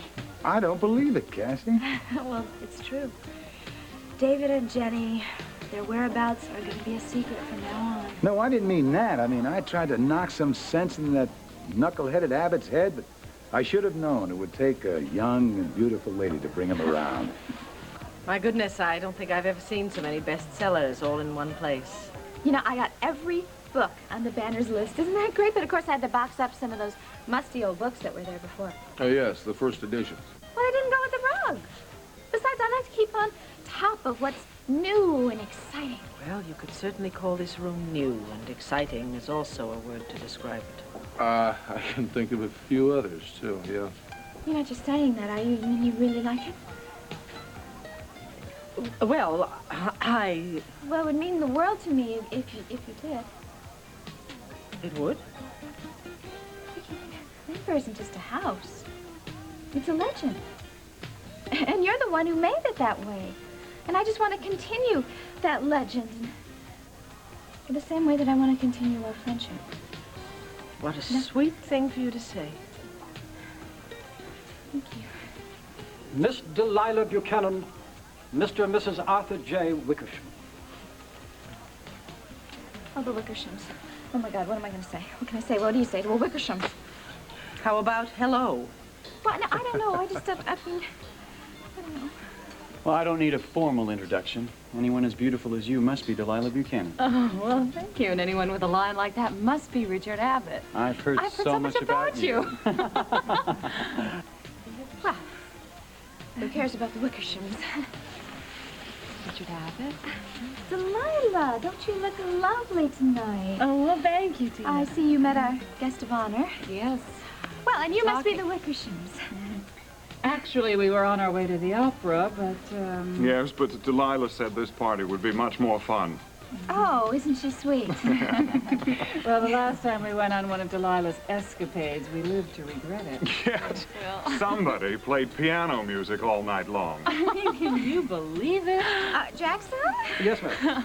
Jackson, could you please take Delilah and her guests here on a tour of the house? The long tour? Yes, madam, of course. If you'd be so kind as to come with me. Maybe I should give Jackson a hand. No, Richard. You're the guest of honor. Your place is right here by me. Darling, you heard her, didn't you? I was merely trying to be polite. She took it as a major compliment. More than that, she took it as a peace offering. Sweetheart, your concern for Tina is very touching. But when was she ever concerned about you? Look at her. I mean, she's like a little girl lost in something. Good news. Abbott backed off. You got to him. Not me. Cassie. Don't tell me you two were in on this, too. Asa told us about your little dispute. I'm just very happy you've straightened it out. Yeah, well, don't think for 1 minute I did it as a favor to Asa. Now, I'm not going to stop this investigation until I get to the bottom of it. Larry, you look just as dashing as ever, and Mimi, you look lovely. Thank you, Tina. Nice to see you. Oh, excuse me, there's Clinton and Vicky. Excuse us, Tina.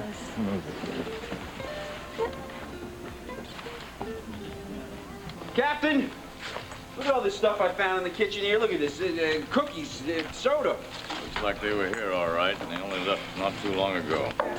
Captain, take a look at this. What is this, some kind of list or something? What's it say, Captain? Vicky, Clint, Mimi, Cassie, Delilah. Was any more names? Yeah, yours and mine. Whacked out criminal. This is obviously some kind of mutual hit list. Can you imagine if they got the chance to get all the names in that list in one room? Wait a minute. Tonight's Tina's big party at Landfill. The one she's throwing for Richard Abbott. All right. We gotta get to her. Yeah. Let's just hope we're not too late. But Tracy and Stick are still in town? Well, Rafe isn't sure. He sent the police over to the back street to see if they were hiding over there. That's all I need to hear tonight. Excuse me, madam. Captain Ed Hall wishes to speak to you. Ed? What's he want to talk to me? Excuse me. A moment. Hello, Ed? Could you call back later, like tomorrow? Tina, please, now don't ask me to explain. Just clear your house out as soon as you can. What, clear the house? Is this a joke or something? Now, Tina, listen, I know you're having a party, but in the interest of safety, I'm asking you to cancel the party and send all your guests home. Don't tell me there have been complaints from the neighbors on the noise. Now, Ed, there aren't any neighbors here, so there's nobody to complain. I am trying to tell you there could be some kind of an attack on Landfair, and your guests could be in danger unless you do exactly as I say. Danger? What are you talking... Oh, I get it. Ed Hall, you should be ashamed of yourself. Tina, please. No, I mean, they call you a super cop? You'd compromise yourself in 5 seconds just to keep Asa Buchanan happy. Tina, believe me, this is very serious. So is my party, and I am not going to let you or Asa Buchanan spoil it for me. What did she say? We got to get to Landfair, and fast. Come on. And all you have to do is fire a few shots in the air. I know what to do. When they start to scatter, you just make tracks for that door. Okay, and what if someone gets brave? Yeah, they're gonna die anyway, right? Better them than us.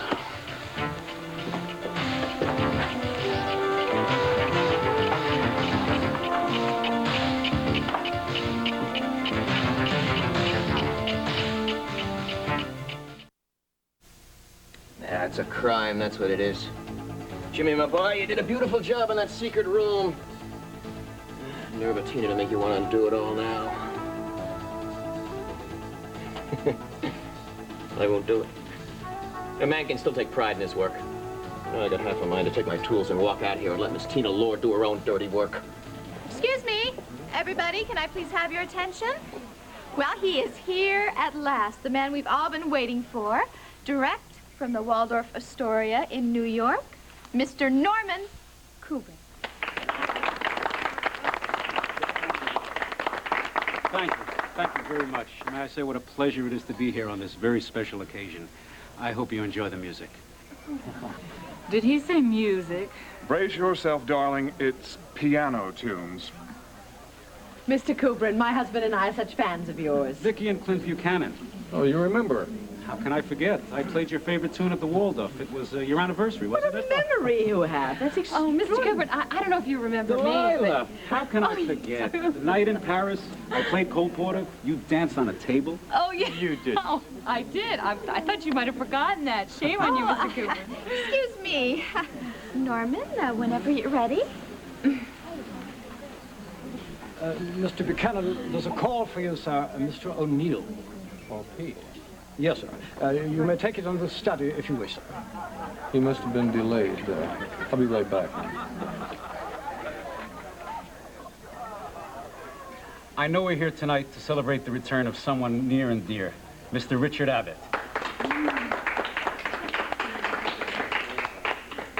And I'd like to begin by playing a song that reminds me that when you love someone, they never really go away.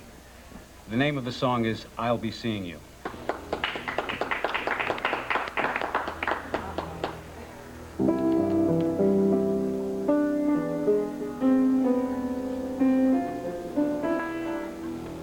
Now's the perfect time while they're standing around listening. Okay, Trace. Hey, Tracy, come on, are you ready? Oh, this night couldn't be better. You hear that? They're even playing the right music for the occasion. Hey, I don't give a damn about the music. We have got to move now. You have no soul, you know that? Yeah, well, if we're standing here when that bomb goes off, you are not going to have a soul, and you are not going to have a head. Now, come on, snap out of it and move. Open that door. All right, I'll open it. But on the other hand, the pay's good, and what the hell, it's only a job. Okay, Tina. Hope you're happy now.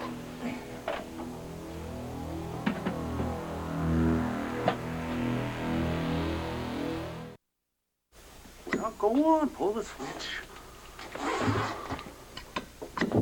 Pull the switch. I'm pulling it. It's not working. What do you mean it doesn't work? It has to work. Look, something's wrong. Hey, don't tell me that. Not when there is a bomb ticking 10 feet away. Don't dare tell me that. Okay, okay, now just relax. I've got to tighten up some of the wires over here or something. Okay. Hey. Hey, what happened to the music we were listening to from the monitor? I don't give a damn about the music. Open that door. The guy's still playing on the piano. Oh my gosh. Oh my gosh, that means that the TV monitors must have been shut off. Fine, great, terrific. Now open that door. Well, you do not understand. You do not understand, okay? This means that the power for this whole room must have been shut off somehow. They can't do that. Yes, they can. All they have to do is switch this master fuse box. Do not give me a lecture on electricity. Just get me out of here. Look at this door is run electrically, okay? If there's no juice, there is no door. Okay. Let's just not panic here, okay? Because if there is no juice, then that means that the bomb can't work, right? Right? The bomb is wired to a battery stick. You didn't have to say that. You really didn't have to say that. Oh, God, get me out of here! Help me! Help me, get me out of here! This thing is soundproof. It's not going to do any good, okay? There's only one thing that we can do. Wait, that's the wrong way! Okay, I've got to get to the bomb, okay? I've got to defuse it before it's too late. Oh, yeah.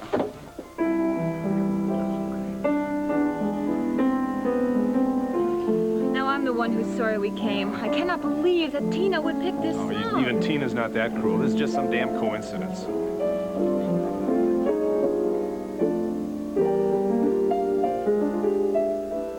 Cassie, are you okay? It's just that song. Tina, I think we've had enough of this particular song for a while, don't you? Vicky, I had no idea he was going to No, play of this. course you didn't, but I think for everybody's sake... Oh, never mind. Excuse me, Mr. I'm sorry. I thought the music critics weren't going to be here tonight. You play so beautifully.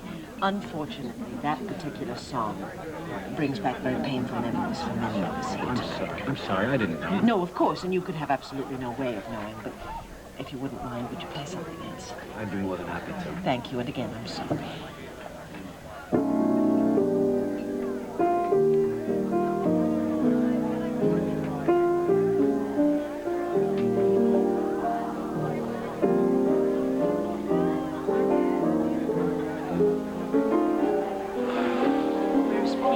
Still at the courthouse, honey.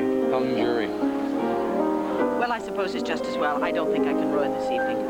No, this is no time to back out, sweetheart. Now, Pete said to go ahead and make the announcement. He'll follow up with the official papers in the morning.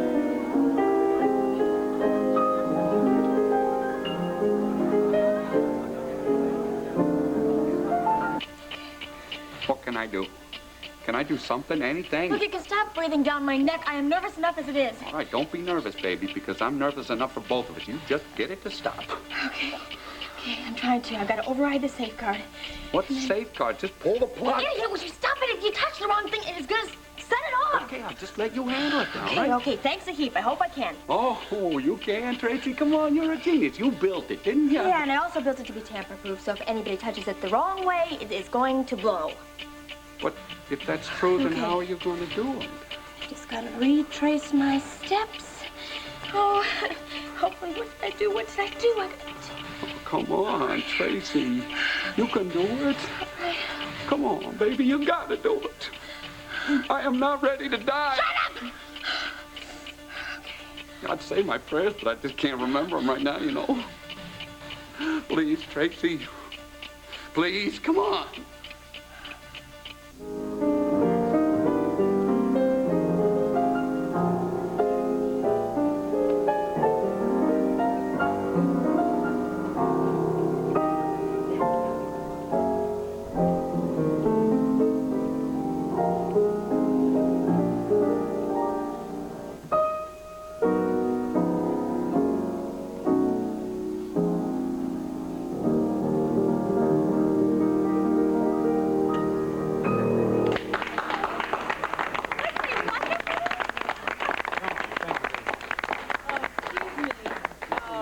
Thank you. That was just wonderful. You know, everyone has seen this interesting house except for you. May I show you on a guided tour? Delilah, I'd be delighted. Oh, great. Let's go.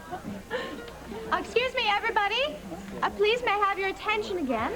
Before we go any further with this wonderful party, I think it's time for me to present our guest. Tina, excuse me, Richard. Before you go any further with this, I think Vicky has something she'd like to talk to you about, don't you? Yes, I'd like to have a word with you, please, Tina, in private. Are you sure? I think it's better. If that's what you want. Would somebody tell me what's going on? Will you just go along with Vicky, Tina? I'll be happy to introduce the guest of honor. Vicky, what's going on here? I was just about to... Well, I thought it best that I tell you this privately, Tina. Pete O'Neill has taken legal action today, and you'll receive official notice of it tomorrow. Notice of what? All the Lord assets have been frozen. What? You can't do that. It's already been done, Tina. I think it only fair that while we are in dispute for the house and the money, neither you nor I should be able to get at the funds. Fair? You had the nerve to talk to me about fair? I can't believe you would do this, Vicky. I'm not going to let you. In fact, I'm going to do everything in my power to make sure that this whole thing blows up right in your face.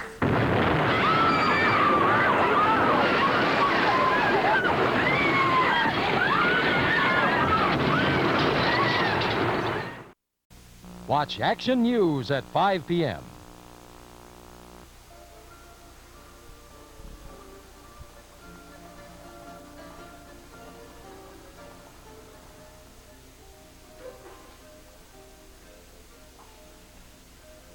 What are you thinking about? Never mind. I can guess. I can see it in your eyes. You're performing your new composition in your head. This is getting scary. You even know what I'm thinking before I do. I am no longer a nurse. I am a scientist who has dedicated my life to the study of David Rinaldi. I'm going to play the entire composition for you tomorrow, and then your role will change to that of audience critic and music historian. After which I suggest we take a break and plan ourselves a little skiing trip. Oh, let's do that. Let's find some little village in the Alps where nobody speaks English. It's just you and me. In other words, you're not bored with me yet? Not yet. Would you like another brandy before we head for home? Mm-hmm. And on the way home, let's stop by a newsstand and see if we can get a copy of The Intruder.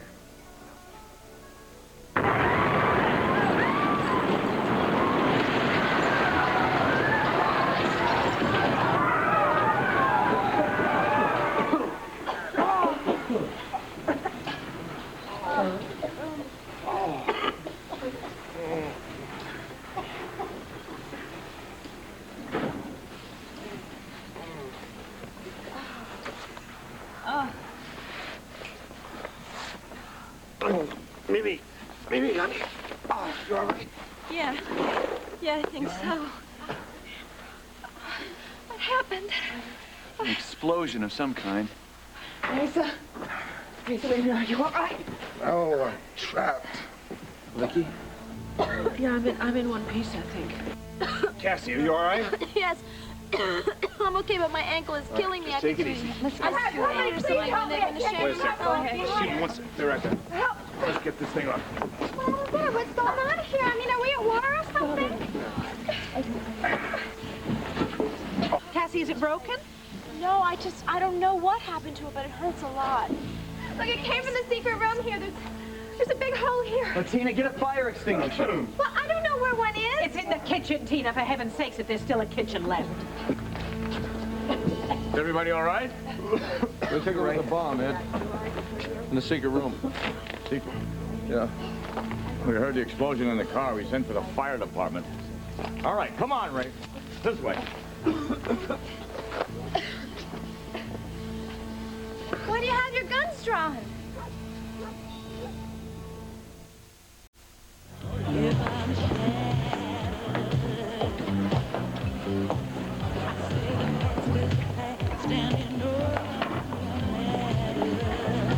Hi there, Lisa. Oh, Paula, hi. What are you doing hanging around here? Oh, I hang around here all the time now. I'm your waitress. You're kidding. What happened to the back street? Your guess is as good as mine. The place is on the market now. First fool who comes along thinks he can make some money there. It's his. Shucks, changes are hard, I know, but it's going to be nice to see you around. Thanks. Josh is coming. How about a couple cappuccinos? All right, you got it. Great.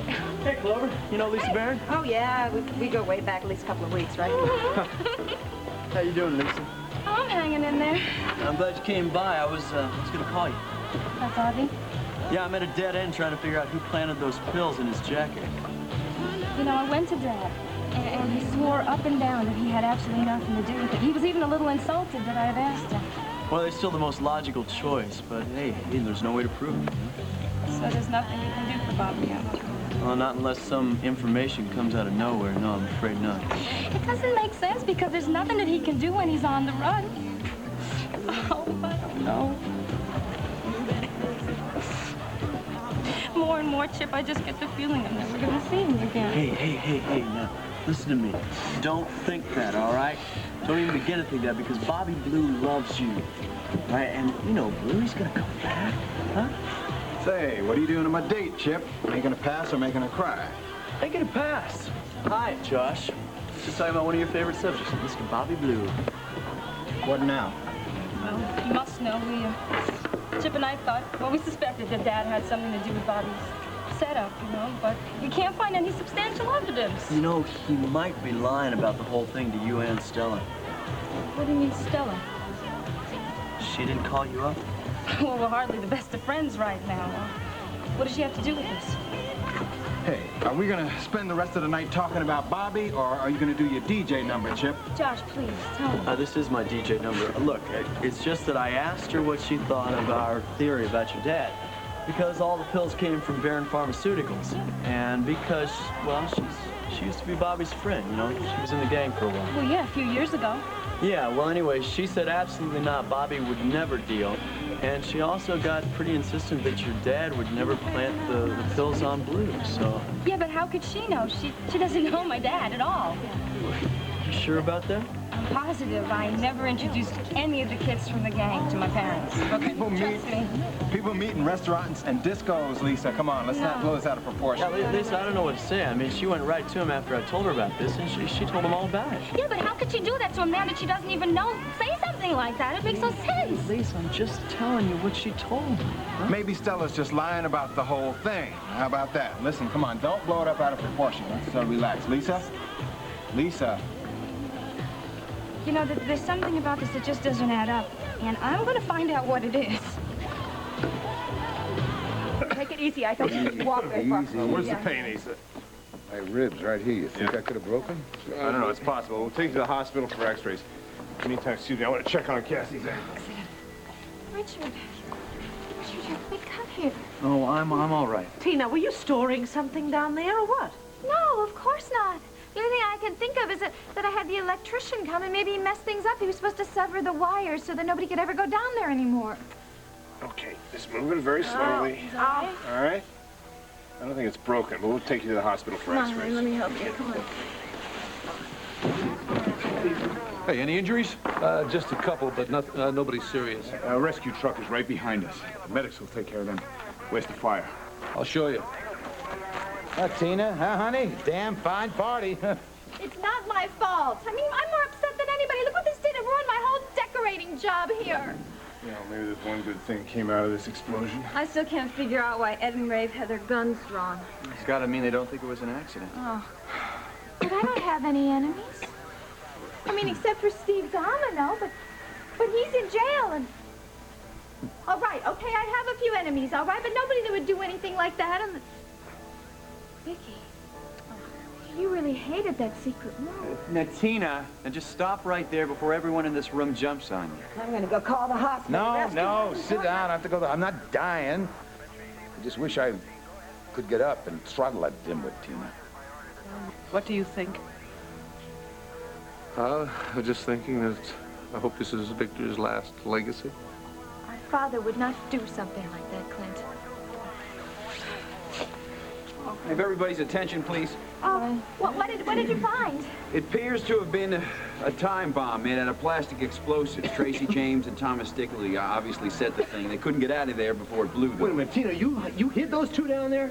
Of course not. Well, how did they know there was a room, huh? I don't know. Maybe Nicole Smith told Stick about it when they were playing kidnap. Tina, can everybody just shut up and let Rafe continue?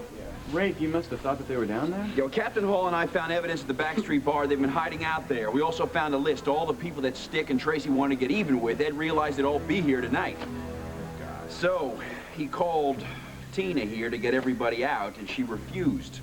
Oh, no. I thought it was just a joke. I thought he was in with Asa. They were just trying to ruin my party. I hung up on him. Good thing Victor Lord made that room as a bomb shelter. You'd all be dead by now as it is, only Stickley and Tracy James bought it. Is there enough left of them to make a positive Yeah, ID? there's plenty of them. They were on the staircase. They must have got caught there while the bomb went off. Something obviously went wrong, because Tracy was an expert in electronics. Well, we'll never know now. Either they cut their escape too close, or the bomb went off before it was meant to. Oh, no. Oh, my God. No, I'm the reason they died.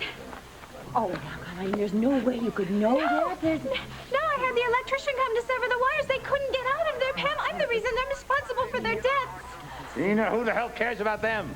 You couldn't listen to Ed? Oh, no. We all could have been killed. Look, I was just trying to have a party for Richard, that's all. Tina, come on. I was the one that asked you to bring the electrician over here. Oh, yeah, now I have 2 deaths on my head. Hey, Tina, I wouldn't cry for Tracy. Cry for her victims.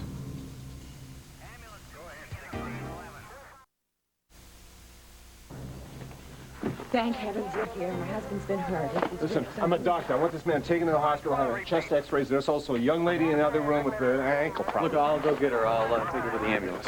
I don't need a hospital. You are going. And is the fire contained downstairs? Yes, it is, Vicky. Well, then we're all safe. There's no danger of the rest of the house going Well, up, it right? would be best if you all cleared out. I mean, just in case. I'm not going anywhere. No, I don't think I'm going to leave either. Let's go, Mr. Buchanan.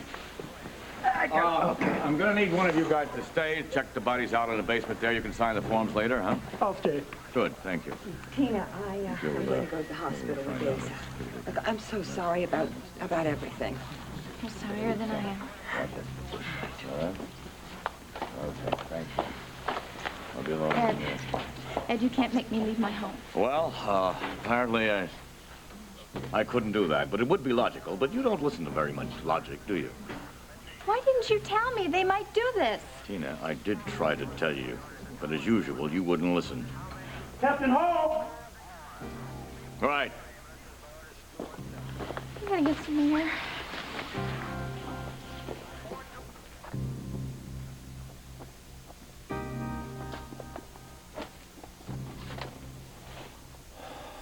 The end of the secret room, honey. Hopefully the end of an awful era. So many little bombs have gone off in our lives because of that room. And everything that happened down there. I just pray that the bad memories will be gone with the room now. Sweetie, you all right? I don't know what I am, ma'am. You want to leave? No. Not leave until I see Tracy's body. Make sure she never bothers anyone again. Are you sure that you want to pick up a copy of The Intruder? I promised Brad. You know that. That was our deal. All right. What if you get a message that all sorts of horrible things are happening? You're going to want to rush home and help out. No, I won't, David, because I know I can't. Then why dredge up the past? Because I'm wondering about our friends, how they're doing, if everything is okay. And don't tell me that you don't. You never mention Cassie, and I know that you miss her so much. All right, I miss her a lot, and I think about her a lot, and I hope that she is as happy in her love with Rob as we are, that her mother isn't driving her nuts. I hope that Herb is continuing to be the father that I can no longer be. Okay, so you understand. Oh, I understand. But I don't want to pick up a copy of The Intruder because I don't want to find out that my hopes are untrue. I don't want to find out who's dead, who's ill, because I can't do a thing about it. We're better off not knowing. I wonder if Vicky's okay. I know that Vicky was your main worry in Landview. But last we heard, she's doing fine. She's not fine. She wasn't fine. She wasn't quite herself. You know that. I keep thinking that maybe she reverted back to Nikki. And what if she has? Don't you see, that's the point. What if she has? What are you going to do about it? Fine. I understand what you're saying, and you're probably right, and you've got a point. But I want a copy of The Intruder, and I am going to get one way or another. So in other words, I better just get out of your way, because once I see that you are this determined, I know sure as hell nothing is going to stop you. Maestro, you're very understanding.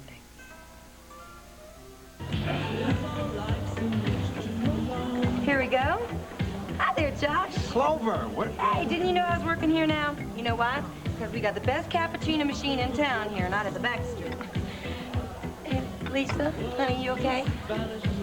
She's fine. I think. Chip, could you tell me what Stella said about my father? Exactly what she said. Lisa, leave it alone. Come on, let's Josh, relax. look, if you don't like the conversation, go and find one somewhere else. Okay? Chill. Oh, Lisa, listen, all that it was that I came right out and asked her if she knew him, okay? And she seemed, I think she slipped when she started answering. I don't know. All I know is that she did take the time out to call me back and tell me that she was convinced that Bart did not set up Blue. She called him Bart? I don't know, Lisa. I mean, maybe. I'm not sure. I'm not sure. Well, never mind. I'll just ask her myself. Lisa, can I talk you out of making a big scene, please? No. Not now, you can't.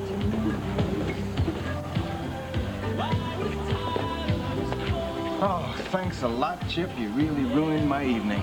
Oh, ruined your evening. How about Bobby Blue's life? That's what's ruined. Don't talk to me about Bobby Blue's no-count life. And where do you come off getting Lisa suspicious of her father, huh? Now she's over there arguing with Stella. Listen, man, I'm just trying to get at the truth, man. Something you might try for a change. There's certain truths that certain people shouldn't know. What good does it do them?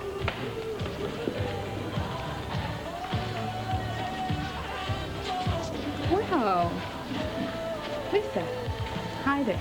Hi. I couldn't help admiring your diamond earrings. Something, aren't they?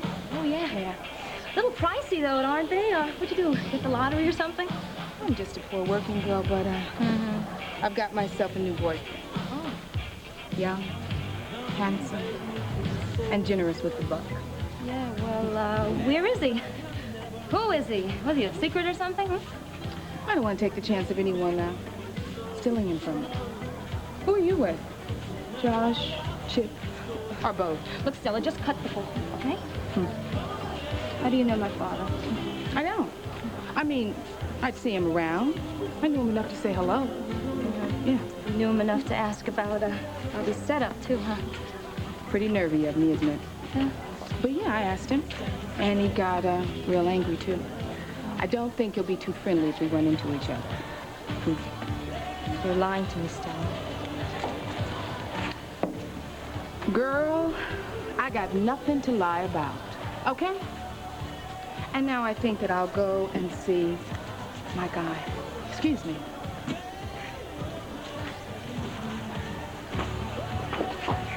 Josh, give me your car keys, please.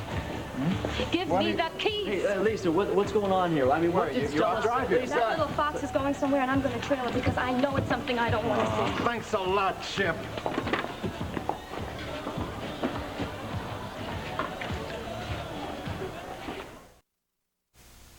Cassie and Asa are off to the hospital. Well, I keep thanking Victor Lord for making that room a bomb shelter. Do you know he always talked about making one? That was in the 50s when everyone was afraid of a Soviet attack. I had no idea he'd ever done it. Where's Tina? Out on the terrace. Would you like to take a look around and see what damage has been done to the rest of the house? I suppose we had better. Tina, come on in. It's cold out there. All right, everybody, we're going to start bringing up the bodies now. Larry, you can identify Tracy. Glenn, I guess you knew Stick, huh? Yeah. Okay. Glenn? Right here, please.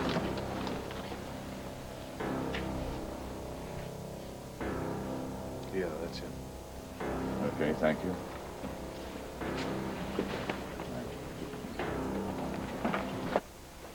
Larry? Ed, listen, I knew her pretty well. It's all right, baby. I want to do this.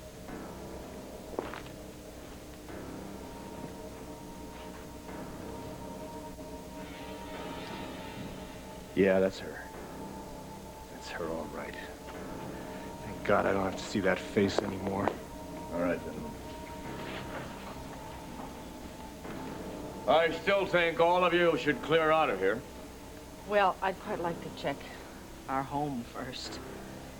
I'm not going anywhere because this is my home. Oh, come on, honey. You don't have to listen to that dimwit. Come on, sweetie, let's leave. Come on. Yeah, Ed, we'll see you later. Guess you can sleep a lot easier now, huh, Larry? Yeah.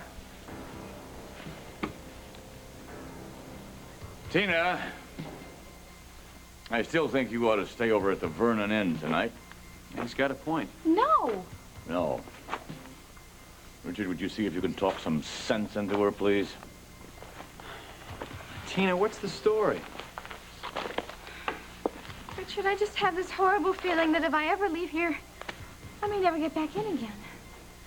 No, that doesn't make any sense. So who says it has to?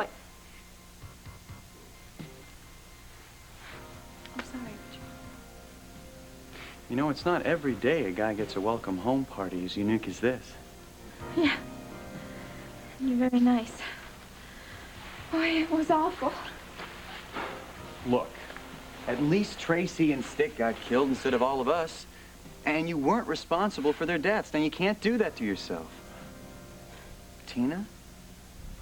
Richard, I'm not going anywhere. It has taken me too many years to get into this house, the house where I should have grown up. And Vicky and Clint, they may do everything they can to try to throw me out here, and who knows, maybe they're even going to win eventually. But right now, Fanfare is mine. And if this place blows up, well, then I'm just going to go with it. Okay. Now, I understand. Now, you're like a kid who's got a new doll and wants to take it everywhere she goes. Now, I didn't mean that as a crack. I really do understand. And don't worry. I'll stay with you.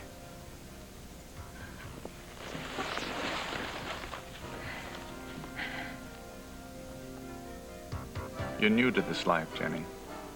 Always looking over your shoulder, wondering if a waiter or the salesperson in a shop or a news vendor is the one that's been assigned to track you down. I've been through it before. So that makes it easier for you? No, not easier, but maybe a little more familiar. I've learned to live with it. And I think I've learned to live with it. And no matter what you read about Landview in the papers, you're not going to want to say, oh, the hell with all this, it's just too hard, and rush home. No matter what. No matter how many difficulties we have. No matter what happens. We are always going to be together. Always. I don't know what I did in a past life to deserve you in this one, but I am eternally grateful. What do you say we go home? I have this sudden, burning desire to show you just how grateful I am. Do you mind if I reciprocate? I wouldn't have it any other way.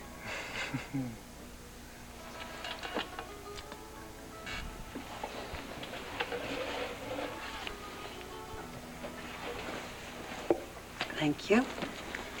You're very welcome. Bei Struggelnaldi.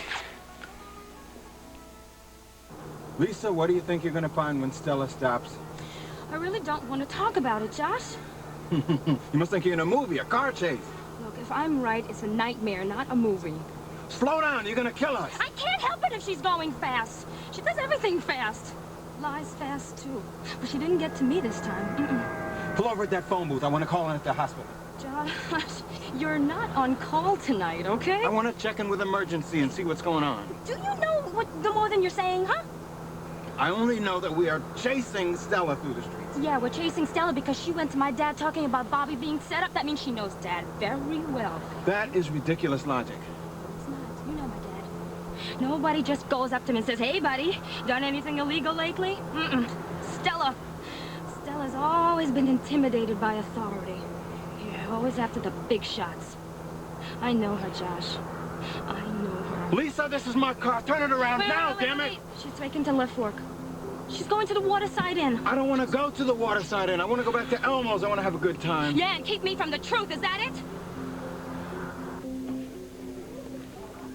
Good evening. Evening, sir. Can I get you something? Yeah, scotch on the rocks and a brandy for the lady I'm expecting. One Life to Live will continue in a moment.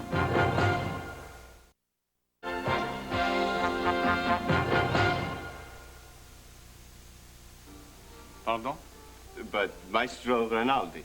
You are talking to me? I am Franz Hoffmann. Don't you remember me? Apparently not. But you are David Rinaldi, aren't you? No, I am not.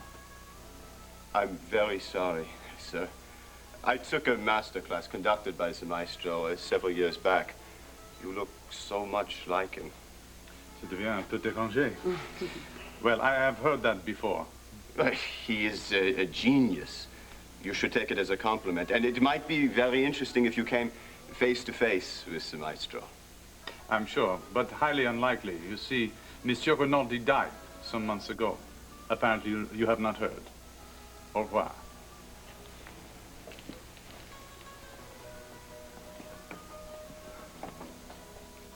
So then you heard about it? It was incredible, Brad. Yeah, we're very lucky. Tracy James finally made a big mistake. Someday I'll tell you about the time she tried to kill me. Listen, the reason I'm calling is because I talked to Richard. I talked him out of doing that story on David. Yeah. Well, listen, he still wants to check it out, but he promised he wouldn't publish any rumors about David. I think that, you know, Asa and I should stay on top of him a little bit more. Oh, you can go back to Baltimore. You don't have to worry. No, I don't think he's lying, but if you want to stick around, I don't think it would hurt. Yeah, my ankle's fine. Yeah. Okay, thanks. I'll be in touch. Bye, Brad. Well, there seems to be something broken in every room, but nothing major. No, the explosion sent vases and pictures flying everywhere, and the kitchen looks as if the staff had a pot and pan fight in it. So most of my things are okay, then? I don't know about your things, Tina, but everything in this house basically seems to be all right. Darling, I think it's time we leave. I'm going to stick around. If the police discover anything pertinent, I'll let you know. Thank you, Richard. Richard, you don't have to give an accounting to Vicky and Clint. Tina, have you ever heard the expression, a broken record? It means something that repeats and repeats and repeats. And that's what you sound like. Because the only person that you are convincing that this property belongs to you is you. Clint, Richard, could you give us a hand down here, please? I'll be right there, Ed. Thank you. Sweetheart, why don't you wait in the car? I'll be back up as soon as possible. No, I'll be just fine, right here in my own library.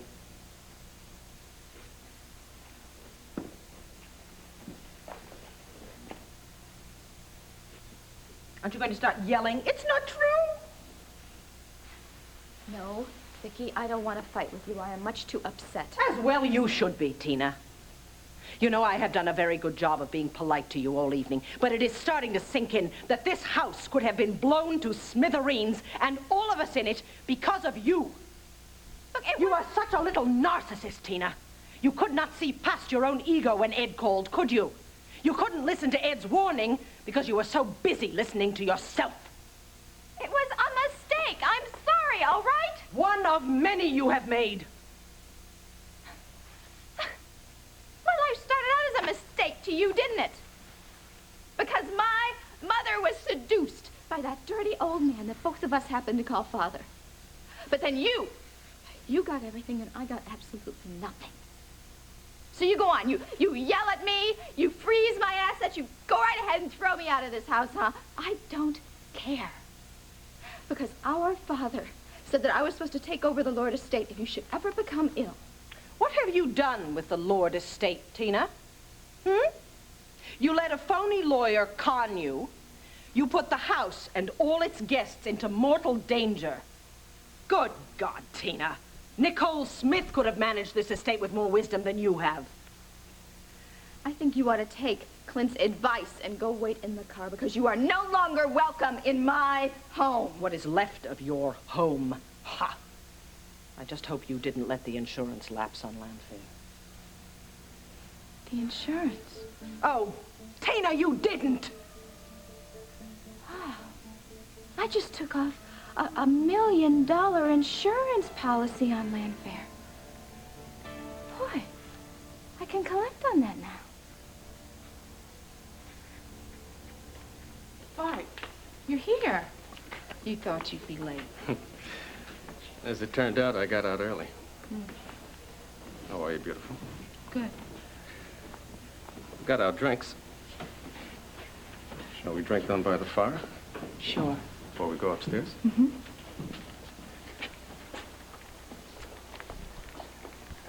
Earrings look stunning on you. Thank you. What'd you tell Stephanie about tonight? Well, does it matter? She never questions my excuses. But if Lisa starts asking questions, you know? Lisa? Bart. I think that she might be suspicious. Of you and me? What the hell brought that on? Well, it was a dumb move on my part.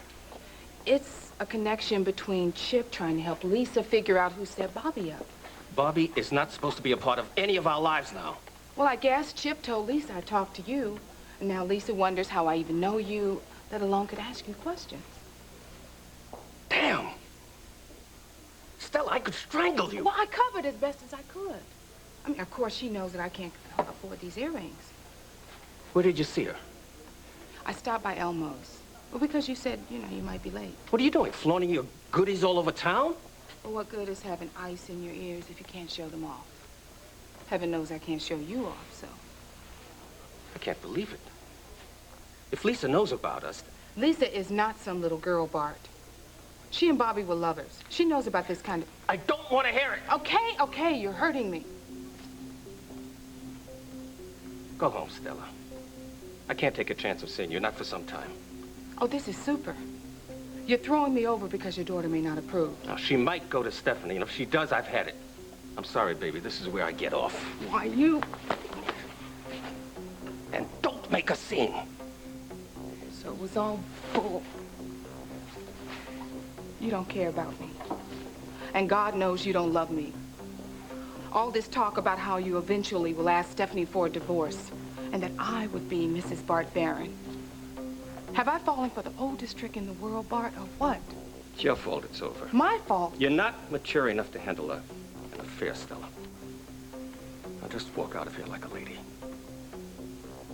You know, all these months, I felt like a lady with you. But all of a sudden, I feel real dirty. I feel like what I am, a mistress. A rich man's little tramp. Josh Hall, I'm going to break your arm if you don't let go of mine. I'm just trying to keep you from making a fool of yourself, Yeah, Lisa. sure. No, you're just stopping me from going to see Dad. No way. You probably were helping him and then hurting Bobby. I know. I didn't do a damn thing to Bobby, Lisa. You did. What did Daddy do? Pay you? Huh? Because I know the only thing you value is money. I also happen to value you, Lisa. Please don't go in there. I'm sorry, Josh. I can't be talked out of it because right over there is sitting my father's sports car. Lisa! Oh, I'm sure relieved, aren't you? I don't know.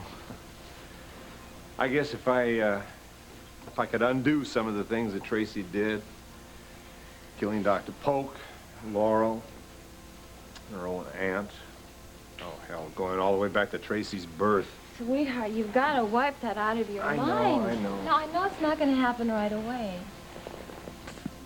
I know, it's just that every time I think of Laurel, I suddenly see Tracy. I think of all the senseless, needless deaths. Well, I wish I had a pill that would make you forget all that.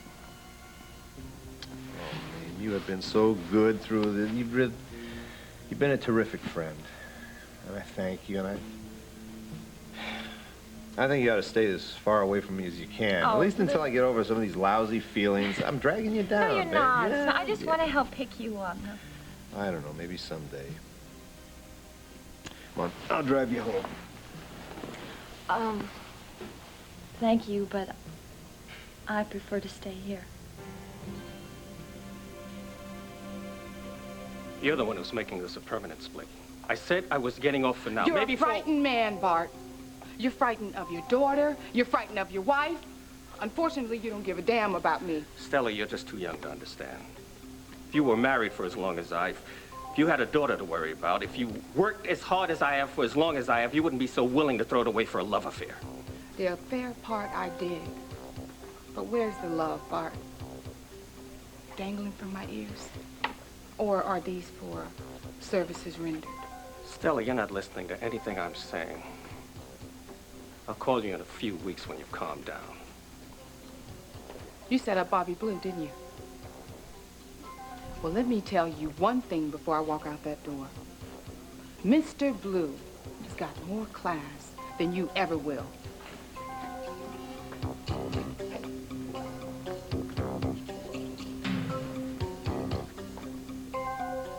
You are going to collect $1 million because of an explosion that occurred in a room that is not even supposed to be a part of this house? Good luck, my dear. You better wish me luck. That is, if you want Landfair restored. Some of what's been destroyed cannot be replaced, Tina. Money cannot buy everything. Thank heavens, darling. Please, let's go. You may not want to take off so fast, Vicky. Why? What now? We found a closet that had been bricked in. The explosion tore a hole in the bricks. What? You found a closet with things in it? Just one. I don't even want to know what is in there, all right? Well, I do, because whatever it is, it's mine. Just hold on. Ed's bringing it up right now. Well, what is it, Richard? Please tell me.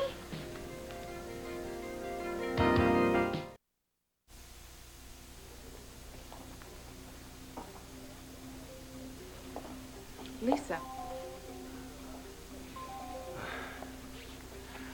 What a pleasant surprise. I was just talking to your friend, Stella. She said that she just met you at Elmo's. You were right about the handsome and rich part, Stella. Get out.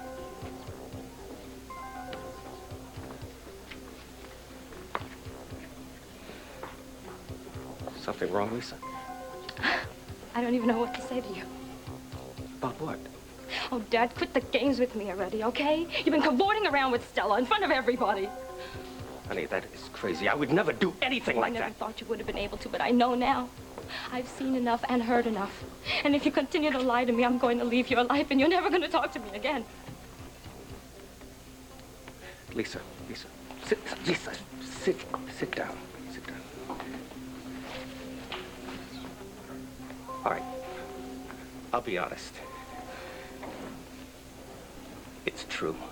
But I was just letting her down tonight before you came in. Look, she only told you all this because she knew that I was on to you. I followed her here knowing that it was you. It's you with the little sugar daddy who paid for the diamond earrings. It happens, Lisa. Your mother and I have been married for 25 years. Boredom sets in. Lots of men my age start... I don't want to hear about other men. You're my father, and you betrayed my mother. Never in a million I don't want to years would she have discuss what's between your mother and me. At this time, there's a lot you don't understand, Lisa. But you just can't judge me and condemn me. It's not fair. Okay. We won't talk about Mom now, okay? We'll talk about fairness, Dad. We'll talk about how fair you were to me and Bobby, okay? Bobby has nothing to Bobby has everything to do with this. Because you gave me all these lectures about how he was a lowlife, how he wasn't good to sit at the same table with me, much less hold my hand. But now you're going out with some floozy from his gang, right? Look, if Bobby's a lowlife, what the hell does that make Stella? Lisa, I won't take this from you. Well, you're gonna have to. Because now I know that you put the drugs on Bobby. That is nonsense. Oh, yeah. It might have been any other night, but I know now. I know that you're capable of shaming my mother going out with somebody else. Imagine you telling me how to run my life. Lisa, don't turn your back on me because of Stella. Stella doesn't mean anything to me. Doesn't mean anything to you. You gave her diamond earrings that would have paid for a year of college for Bobby. And you gave it to somebody who doesn't mean anything. I guess I can't say anything right now. Are you going to tell your mother about this? Lisa, it would hurt her an awful lot. You know, you don't care about anybody but yourself. I realize now that your idea of loving a daughter is breaking her heart by sending her guy away. And loving your wife, oh, that's a good one. That's by having an affair with another woman. Great. Listen, baby. No. I don't have to listen to you anymore, okay? You don't have to tell me what to do with my life because I don't have a father anymore. You got that? Lisa, honey. Lisa, come back! Maybe if you want to stay here, I mean, that's fine, but the guest room's a mess. No. I'm not talking about the guest room. I want to spend the night with you. I want to hold you, love you. I want to make love to you. Are you shocked? I'm flattered, and and I'm shocked. Well, you know, when I first came back here, I was glad for you and Laurel that you were happy, and, well, I was disappointed, too. Bo and Woody were falling all over me, so I guess I put you out of my mind for a while. But after all we've been through in the past couple of days, well, when I went over to Tracy's house, I knew that I wasn't going there looking for just an old friend. Am I making a fool out of myself? Oh, of course not. Should I leave? No, don't, no, Mimi, you got... Oh, you gotta understand something. I don't know how I feel. I haven't even allowed myself to think of another woman, not since Laurel died. But Laurel's gone, and I'm here. No, I know that sounds callous. No, yes, I understand. Well, and you're hurt, and you're all wound up inside, and... Well, I want to love you the way you deserve to be loved. Oh, God. Sometimes I have the worst timing. I'm sorry. I'm going to go home. I'll give you a call. Wait a minute. Wait, don't I have the right to say something But you here? didn't say anything. Well, you've been saying it all just perfectly. And you're right, kiddo. You are right. I have been drowning in death and in misery. And you're offering me life and love. And baby, I most gratefully accept.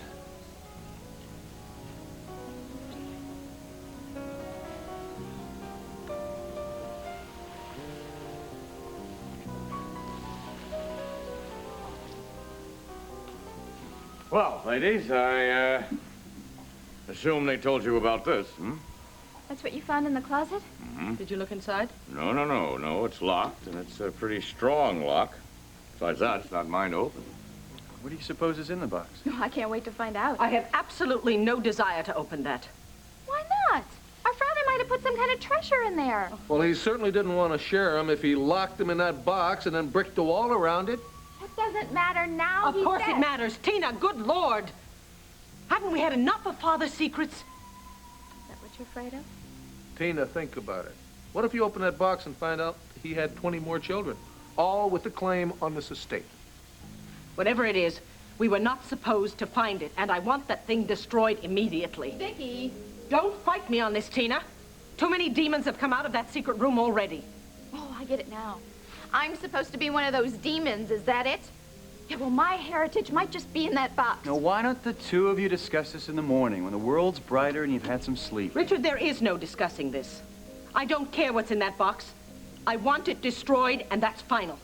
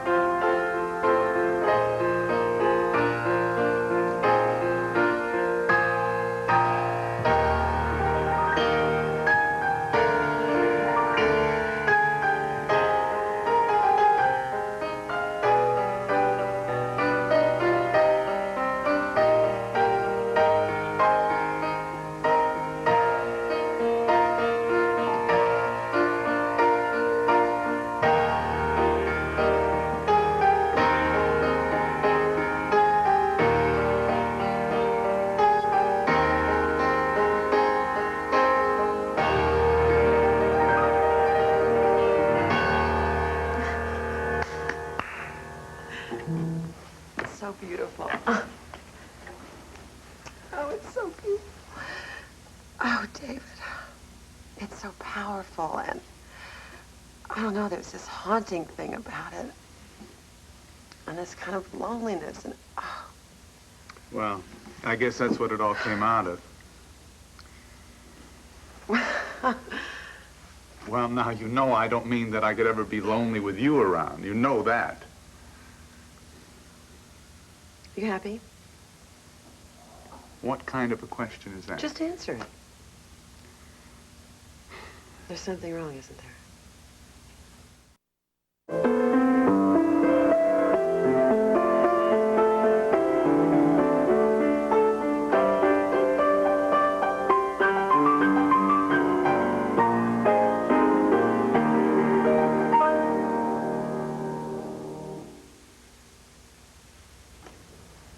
I mean, you don't have to tell me what's bothering you. I just figured since both of us were cut off from the outside world, it might be a good idea if we continued to have this special kind All right! Something is wrong. It doesn't mean I have to keep whining about it all the time, does it?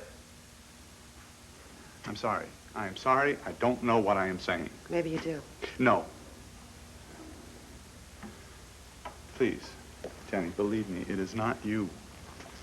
It is that. It is the music. I have been sitting here for months writing music for an audience that I know will never hear it. And it's hard, all right? So just chalk it up to a temporary temper tantrum, that's all. Your writing has been incredible. David, listen. It is the best work of your life, and I understand you are doing this for the benefit of an ex-nun with a 10 ear. Hey. Still my best audience. But that's not enough. I want everything for you because you're so talented. Hey, come on, what's the big deal about 3,000 people rising as one and shouting, bravo, huh? And you know what? I really mean that. That's not what I'm talking about here. I mean, the accolades are nice, but what I really long for is to be able to get the music out somehow and know that it's being heard and appreciated. Hey, there really is no reason why my music can't be performed. Not while you're still alive. Wait a minute, think about it. I have to stay here, cooped up under wraps, but my music can have a life of its own. No. Don't do this. David, I would love for the world to hear your music, but they can't. It is not worth risking your life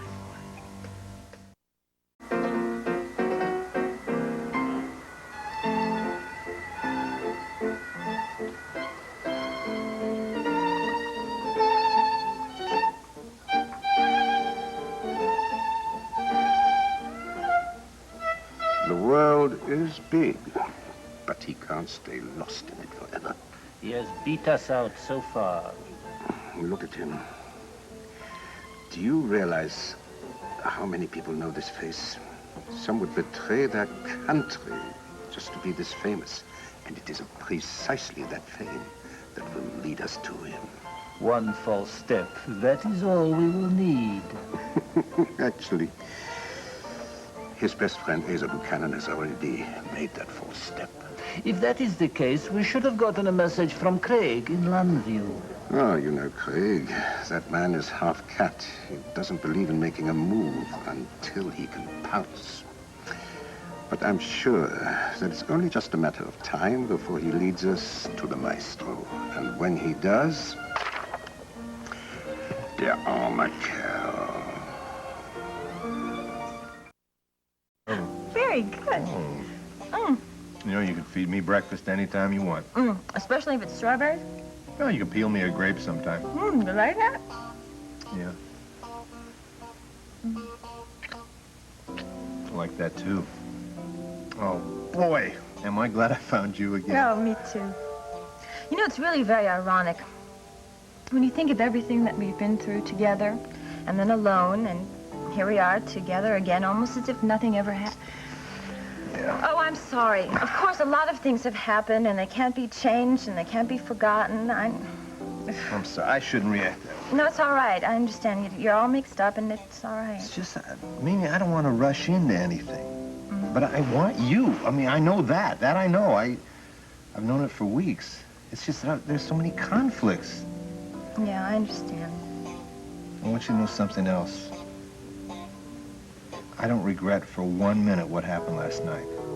Oh, sweetie, if I had thought there was a chance of that, I would never have gone through with last night. Dumping so much on you, No, no, you haven't.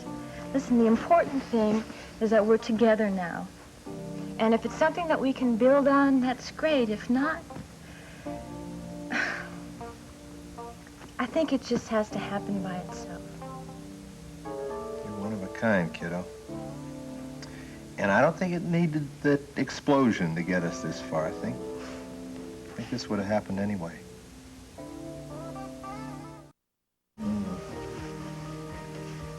You know something? I think I could spend the whole morning like this. Well, Hell, I could spend the whole day. why don't we? Well, my dear, because I've got a slew of patients who are anxious to see this smiling face of mine. Not the least of which is Asa. Well, his condition isn't serious. No. I want to keep an eye on that rib, doll. May not be serious now, but it could be if he doesn't take it easy. That's about as easy as a herd of wild elephants. God, we were sure lucky. You didn't realize that if that bomb had been stronger than one that Tracy and Stig had planted? Oh, I don't even want to think about that. I keep wondering, though, what would have happened if that excitement hadn't taken? I mean, there was Vicky, there was Tina in the same room. I think there still would have been an explosion, but of a different kind. You're right there. Sick and tired of playing these what makes Tina run games. You know, Vicky is perfectly willing to make any kind of settlement at all, any reasonable settlement. But no, Tina wants to go for the whole nickel. Well, my money is on Vicky. I wouldn't be too sure, kiddo. And Tina's got a pretty good defense. What was that document that Victor lured? I can't believe this. What? Well, I mean, I don't have much time before I go to the hospital. Why am I wasting it talking about Tina? Well, do you have to go? Can't you get somebody to cover for you? No, I don't think so. Of course, I do have about an hour. Now, do you have any idea what we could do in an hour?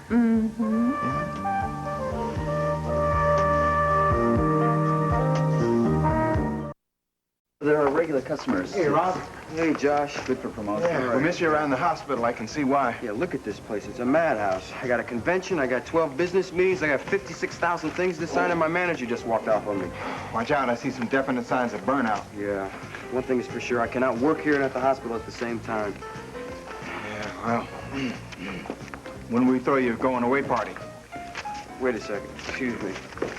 Dan, you gotta take care of this. Let's save the balloons for the time being, all right? Because I don't know exactly what I'm gonna do. I actually like this. All the excitement and stuff like that. It keeps me hopping. It keeps the juices flowing, you know what I'm saying? Yeah, but the cash register keeps ringing, too. And the bread is not the only reason. You seen Lisa? Yeah, she's over there. Thanks, Dan. Ouch. Yeah, you're not telling me. She almost slapped me in the face when I said hello to her this morning. Yeah, I know what that's about. Look, I gotta go. I'm really busy. Danny, we gotta take care of these plants. I'll talk to you later, okay? All right, go. Don't burn it at both ends.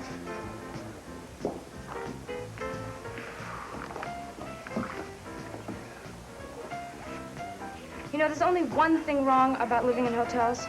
They're too public. Lisa, wait, please. Look, if you have something to say, write it down and send it up to my room. Listen, you're not going anywhere till I've had my say. Get out of my way, Josh. Lisa, please. Look, you have no more lines, okay? Understand? Now move. Come on, we've got to talk about last night. For what? Look, my father was having an affair with Stella, and you are the front man. I do not need an instant replay from a pimp. I had nothing to do with their affair. Oh, really now? So tell me why you tried so hard to keep me away from walking into the Waterside Inn. Okay, I admit, I didn't want you to see them, Lisa, but that was for you. I didn't want to hurt you. Yeah, so how long have you known, huh? Tell me. About a few weeks. A few weeks of the lying and the covering up and getting payoffs from my father, and you don't think that hurts? Of course it hurt, Lisa, but he never offered me a cent. Oh, really? Then why were you playing along with him? What did he offer you besides money, huh? An entree into his illustrious world, or a few steps up the social ladder, maybe. No, you got it all wrong, Lisa. Oh, no, Josh. I know you'd do anything to get ahead. Lisa, there was no deal between me and your father. I found out about him and Stella, and I knew that would hurt you. And I see I was right. And you're trying to tell me it had nothing to do with it? Lisa, please, you gotta believe me. Of course it was. I had nothing to do with it. We've got a new florist coming in within the hour. Rob. Hey, Hi. how are What you? are you doing here, not at the hospital? Well, my manager quit, so I gotta take over. Oh, well, how's it going? I thought you said you didn't know anything about the hotel business. A contradiction. I used to not know, now I know. I've been learning fast, right? Right. I like it, too. So what about medicine? Well, I think I'm going to stick that on the back burner for the time being. But I thought it's what you really wanted. Well, there are a lot of things I used to want. But you live and learn, right? Oh, yeah. So are you happy? Well, I'm busy. Danny, we got to take care of this. That's not what I asked you. We never were very direct with each other. Look, I'm real busy. Why don't you have a seat? Get anything you want, because it's on me. I'm the house, right? Thanks a lot. Yep.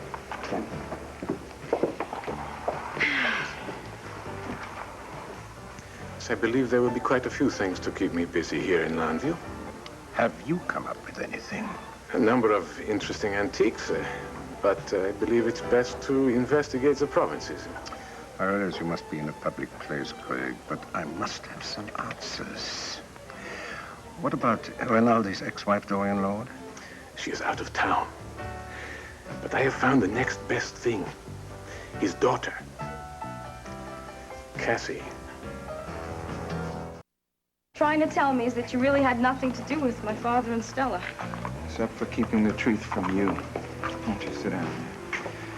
I mean, maybe I was wrong, but I figured my best bet was to steer clear of the whole business. I mean, it's like dynamite, and the last thing I wanted was to get involved in their mess. And here I am right in the middle of it. Okay, so maybe I was wrong. Maybe. Well, we're talking about a man that I always thought was like one step above perfection, you know, and then here I find out that he set up Bobby Blue and he's having an affair with another woman behind my mother's back. I know, and I am sorry, Lisa. I am so sorry. But Lisa, what about me? Can you forgive me? No hard feelings. Can we still be friends? Yes, sure, Josh. Okay, I gotta get back to the hospital. Would you call me if you need me? Call me, Lisa.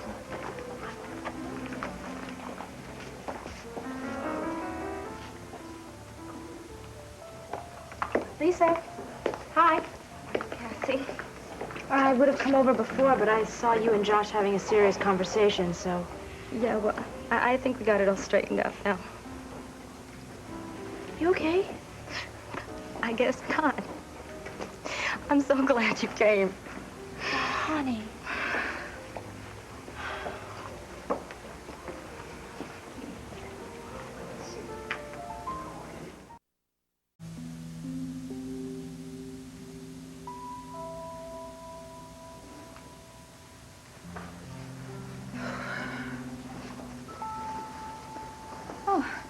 Just in time.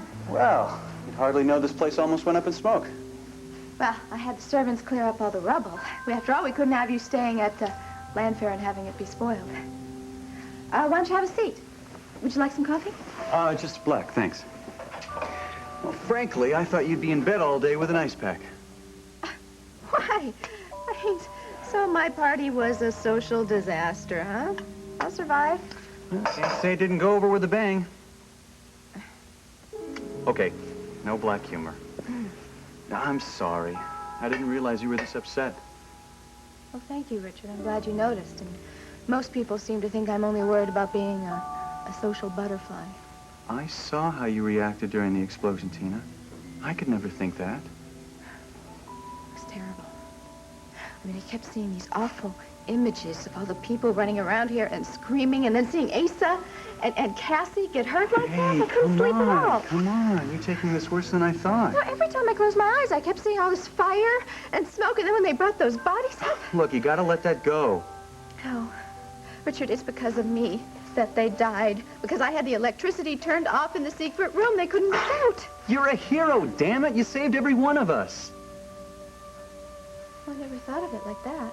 Yeah, of course not. You're too busy thinking the worst of yourself. Well, it's because everybody else does. I mean, I can just hear what they're saying about town, how that my party was a total disaster, right? Will you forget about the party? You'll have others. Besides, the major topic of conversation is probably that metal box that Ed Hall found in the secret room. Do you have any idea what could be in it? No, not really. But you know, somehow I get the feeling it's a special gift from my father. Father I never knew. On a collision course, don't you? Everything about you reads self-destruct. The way you lashed out at Vicky, the way you've made a grab for landfare. Right, for wanting what is rightfully mine? It's the way you've gone about it that bothers me. Look, what other way am I supposed to do it? Every time I try to do it nicely, I just get stepped on. Are you sure you only want what's yours? Richard. Landfare is very special to me. It's the home that I never had. I mean, all the time when I was a little kid, I used to think that I was just in the way all the time. That was until I found out who my real father was. I understand, Tina, but can you make up for lost time? Maybe not. And maybe I can't make up for a father I never had, but at least I will have something. The Lord Fortune, the estate. Well, why not? Vicky had it all her life. You know, it's my turn to enjoy it and to finally be my father's daughter. You know, it's funny. Vicky had too much of Victor's love and you had none at all. Do you really understand? Or are you just going to turn away from me? Because that's usually what happens when I'm honest. This time you're being honest with yourself. And I don't think that's happened too often. But to answer your question, I'll be there for you. And I'll give you advice when you want. But I promise to keep an open mind. And I owe the same to Vicky. That's okay with me. Thank you. I don't suppose I could ask you to help me claim my father's box back. No. That's one battle I think I'll stay out of. Yeah, it's just as well. I should handle it by myself. Because I have a feeling that it contains my father's last legacy. His only legacy to me. Father buried this box in the house Lord knows how many years ago. Obviously, he never meant for it to be found. We don't know what he meant, Vicky. All I know is I have this thing on my desk. Can we just forget we ever found it? No, not as long as there's a conflicting claim. Tina! Hasn't she caused us enough misery? She has legal rights. Look, there might not be of any interest in here at all. Ed, come on. You knew my father. He had a reason for everything he did. Oh, I'm sorry. I understand, Vicky, but my hands are tied. Ed, please, I am begging you, as a friend. My family has been through a living hell for a year because of my father's secrets. We might not survive another one. Please, please, Ed, give me the box and let me destroy it once and for all. Please. You know, I would have hoped you would have found some kind of peace with your father's memory. At what cost? Oh, yeah. I've accepted the fact he was a philanderer. He rigged a special room so that he could spy on the whole house. And so he could have secret assignations, and they seduced my best friend. Oh, Vicky, come on. I didn't mean to drag all that up. I know you didn't. I'm sorry. I loved my father very much, Ed. And I still love him. But the truth about him is pretty ugly. And it took me a full year to face it. That was 1 year of having my children shunted back and forth between my house and Asa's house and the ranch out west. All because I couldn't deal with what my father had done. All because we could not let them see what their mother had become. And Clint, my God, he went on trial for a murder. What if we hadn't found the real one? Ah, but the point is, we did.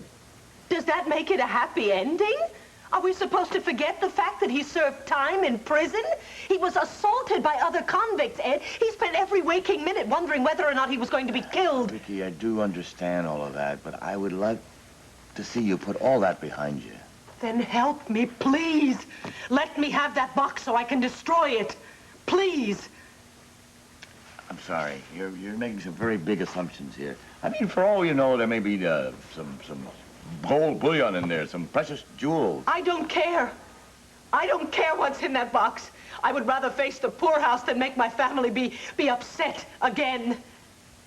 Please, Ed, my father reached back from the grave once before, and it came that close to destroying us. Please, please let us have some peace. Vicky, please. I owe you something. I mean, I was on the wrong side when I arrested Clint. I called you Nicky Smith when you weren't. Oh, I mean, I would give you the damn box if it was left up to me, but as I tell you, it is police custody, and I can't give it to you until you and Tina reach some kind of an agreement. Ed, look, that box was buried in Landfair long before Tina came to town, long before Tina laid any claim to Landfair. That doesn't make any difference. All right, then, what about my father's wishes? Obviously, he never wanted that to be found. Vicky, I can't second-guess that. Are you telling me I have no voice in this? No, of course you do, and so does Tina. And by the way, you're not the only one. Dorian? As Victor Lord's widow, Dorian has as much at stake in this decision as anybody else. Ed, you are wrong. I am the only one who has any right to that, and I am here to claim my property. It's up to me, I would have given the box to Vicky a half an hour ago. But you're either going to have to work this out among yourselves, or you're going to have to let the courts work it out for you. Excuse me. Captain Hall. Well, Yeah, bro. you certainly didn't waste any time, did you? Oh, Tina, this is crucial for both of us. What, more so for you than me? Right. Come on, I should have known you wouldn't waste any time in coming over here to claim what is not yours. Right, I'll come down as soon as I can. All right, thanks you. Gotta go down to ballistics for a little while. I'll be back as soon as I can, all right? And I'll talk to you later. Before you start in again, Tina, before you start sniping, I would like you to recognize that what is contained in that box could very well change all of our lives. If we cannot behave like sisters, at least we can try and be civil. Fine. But don't try to talk me out of anything, because this is my birthright. Birthright? Do you know what our birthright is, Tina? It is lies and secrets. It was a mental illness for me and a desolate childhood for you. But we have survived that. Can we not finally bury our dead? That's real easy for you to say, Vicky, because you knew our father. I never even knew him. You found out enough about him, Tina. Good Lord. We discovered his underside together, and it has torn us apart enough. Tina, we still have a lot of battles to fight. If you don't want it to get worse than it is, leave this box unopened. So what's the old myth, huh? Pandora's box? Open it up and all these hideous, terrible things come out? Well, somehow I don't see it that way. I see this as a wonderful gift to me from my father, the father that never gave me anything. After all the damage that he did you, what could possibly make up for it? I don't know, maybe there's a precious stone in here, huh? A rare coin, you know, it almost doesn't matter. Because what I'm hoping is that once in his life, he recognized me and he tried to make up for everything that he didn't give me that he gave you. For the schools, for the trips, for living in Landfair. Let's face it, Vicky. You had it all. But this one is for me. Do you really want the life that I grew up with, Tina? Have you taken a good look at me? Oh, I know you had your problems. And I am sorry for that. But at least that's more than you ever said for me. How can I possibly feel any pity for somebody who knows one word in her whole life? Grab. You grabbed my house, you grabbed my money, and you tried to grab my husband. Why? Because you are a poor, misunderstood little girl? Tina, face it. Our father never gave a damn about you. And you will never be happy until you face that. And you would really like me to believe that, wouldn't you? Do you think I like saying that about my father? Do you think I like feeling that way about my father? No, I don't, Tina, but I have come to accept that reality. Tina, you have to accept that. It's time you stopped living in this stupid, wild, romantic fantasy. Don't you think I know why you don't want me to have this box? You don't want me to have this box because there might be something in it that might just mean my acceptance. Oh. You'd really hate that, wouldn't you? Oh, and you know what you'd really hate? Maybe there's like a little L pin in there of my own. You would really hate that one, wouldn't you? You don't listen, do you, Tina? You're not listening to anything I'm saying. Don't you realize what is in that box could hurt us? Don't you realize it could bring more shame to this family? Is that what you want? All I want is what is rightfully mine. That is all I have ever wanted, and that's exactly what I am going to get. You put that down, Tina. No, you just try and stop me. Think you would get away with that? Do you think the police or I would let you walk out of here with that? Why not? My attorney says that possession is 9/10 of the law. Fine, let him prove that you own that. This was found in Landfair, and I own Landfair. You do not own Landfair, Tina. You are living there temporarily. Oh, and I am about to make some very permanent changes. You put one more paintbrush on one more wall, and I will have my lawyer slap you with a citation until we meet in court. And you just delay the inevitable. Tina, I grew up in that house. My children have lived their lives in that house. Every stick of furniture was willed to me, and by God, I'll get it all back. And you think everybody's just going to ignore Victor's final wish? Is that it? Vicky, do I have to say this again to you? He said that if you ever became Nicky, everything goes to me, and that is exactly what happened. And whose fault is it that Nicky came back? It is one person's fault, yours. Oh, I see. So Nicky is all my fault now. You want an ugly fight, Tina? You've got it. Fine. You want to play hardball? Well, you've got that. You can forget about living in the carriage house, and you can forget any settlement, because I'm going to take everything in that house, including this box. You put it down, Tina. No, you get You're away not from going me. anywhere with the box, Tina. Now, where do you think you're going? I want a requisition or whatever it takes for me to walk out of this with my own property. Put it down. No, I'm going to. If you don't help me, I'm just going to take care of it I said myself. put it down. I can slap you with a citation, you know. What? For taking what's mine? Mine, mine, mine. That's all you ever say. It's all you ever know. Oh, I see. You wanted that box too, didn't you? Because I have much more right to it than you ever had to anything in your whole life. Now, hold it right there. I thought I made it clear to both of you, this box is police property until its true owner can be determined. And you have no right to decide that. I have every right. You want to see the code? I'll be happy to show it to you. Ed, please, will you bear in mind what I said to you earlier? I do, Vicky, and I sympathize, but... I know your hands are tied. Ah. Well, at least I know that my father's present to me is not going to be destroyed. A present to you, Tina. A present to you. Take my word for it. This is not a present. You think things are bad now? Wait till this box gets opened. We will determine that when Dorian gets back. Meanwhile... Thank you for hearing me out. That was your cue, too. Well, you heard Vicky out. Don't I get the same chance? I've got more important things to do than play what's in a box. Now, would you leave, please? Well, you just better take good care of that. Because I really wouldn't want to have to sue the police department for mishandling my property.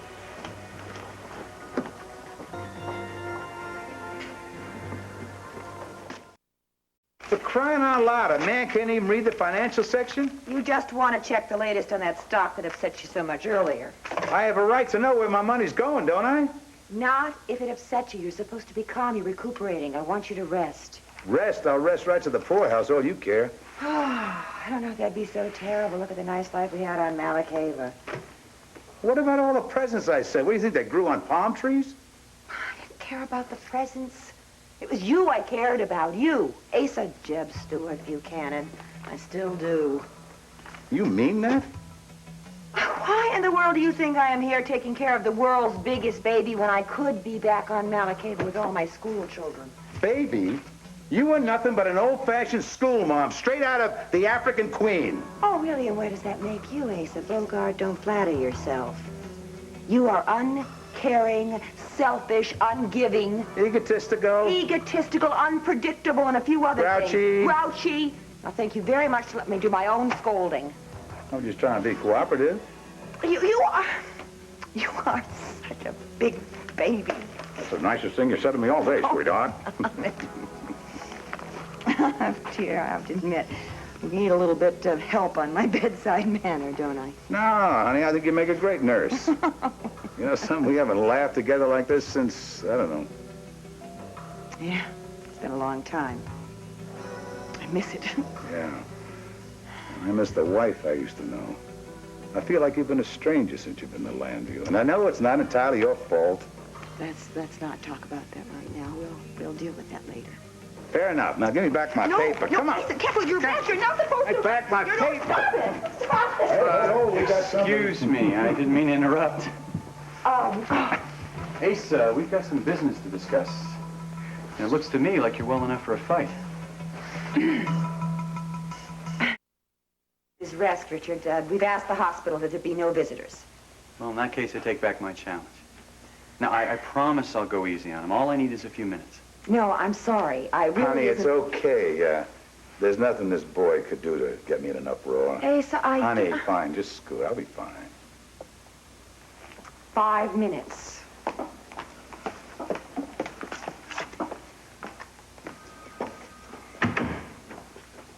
Asa. Now, you know I dropped that David... A lot more pictures, a lot more national coverage. Well, the whole paper has a much broader coverage than I remembered. Well, I think you set some pretty high standards for all of us. You can check out the awards she's got around here. Yes, Joanne? Excuse me, sir, but Dee Dee Buchanan is waiting to speak with you. Dee Dee, put her on. What line's she on? She's not on the phone. She's out here in reception. She's what? Shall I ask her to wait, or... No, send her right in. Is there something wrong? That's my sister-in-law. She's supposed to be on a year-long honeymoon with Bo. I wonder what the hell is going on. Dee Dee. Clint, hi. Hi. You look terrific. It's good to see you. How are you? How's Bo? Wait, stop. Everything's fine. No, there's nothing wrong. Well, what are you doing here? We didn't expect you back. I'll explain everything. Just give me a chance. I'm sorry. I didn't want to break up a meeting. Oh, that's okay. Clint and I can see each other anytime. Excuse me. My sister-in-law, Dee Dee Buchanan, Richard Abbott. Hi, Richard. I'm happy to meet you. Now, the pleasure's all mine. You know, Bo used to brag he was going to marry the prettiest girl in Pennsylvania. Looks like he succeeded. Oh, so you know Bo, huh? Richard used to work for us here at the Banner several years ago. Oh, that's right. I remember hearing about you. Yeah, he came back to help us out. We were just going over some changes. Oh, that can wait. I'm sure the two of you want to get reacquainted. Oh, no, please. You can stay. Well, come on, sit down. Okay. What time did you get in? Well, actually, I came here straight from the airport. I read about Asa in the newspaper in the cab coming over, and I wanted to stop here first to make sure that he was all right. Take a bulldozer to keep him down. But he's in the hospital, isn't he? Yeah, and tearing the place apart from what I hear. Is that where Bo went? No. I came here alone. Wait? No, wait. Before you get all excited. Everything is fine between us. It really is. Okay, where do I start? We were in Shanghai, and Bo met up with an old army buddy of his, a guy named Mike Harrington. And they started talking about another old buddy of theirs that was in the army with them, a guy named Jake McKenzie. Jake McKenzie. Yeah, I did a feature on Vietnam for the French papers a couple of months ago about American POWs. Yeah, McKenzie was one of them, wasn't he? Yeah. Yeah, he was considered a war hero. Because he saved Bo and his whole platoon from a mortar attack, and he was captured in the process of that. Yeah, but later on, I heard there was a report that he died of malaria in a prison camp. Well, see, that's not true. Mike believes that he's alive. In fact, there's a rumor that there's a whole group of Americans that are still being held over there. And he also formed a corps of elite Vietnam vets that are going to go in and rescue them. And Bo joined them? Yeah. Now, he did all that undercover work the first time he was in Vietnam, and he knows all those special skills, he knows the people, he knows the language, and it's not exactly like it's a combat situation or anything. Like you're rationalizing. Well, I couldn't stop him. There's no way he'd ever have any peace knowing that he didn't help his friend who saved his life. And I didn't want him to go, but I had to let him. And you know something, Clint? I'm really so very proud of him. I'm proud of him, too. And I'm proud of you for letting him go. Well, breaking up the honeymoon wasn't the easiest thing I've ever had to do, and I miss him so much. I miss him more than I thought was even possible. Look, Dee Dee, he's going to come back. And you're going to have plenty of time for a bunch of honeymoons.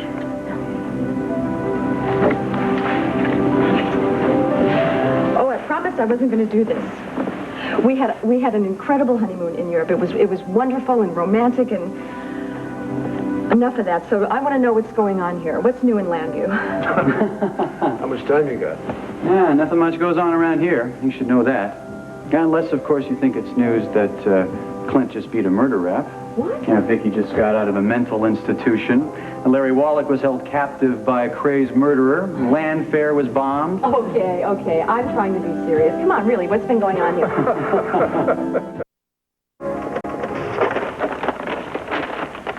I don't think it's that big a story, Richard. I wouldn't give it more than a 12-point head. I disagree.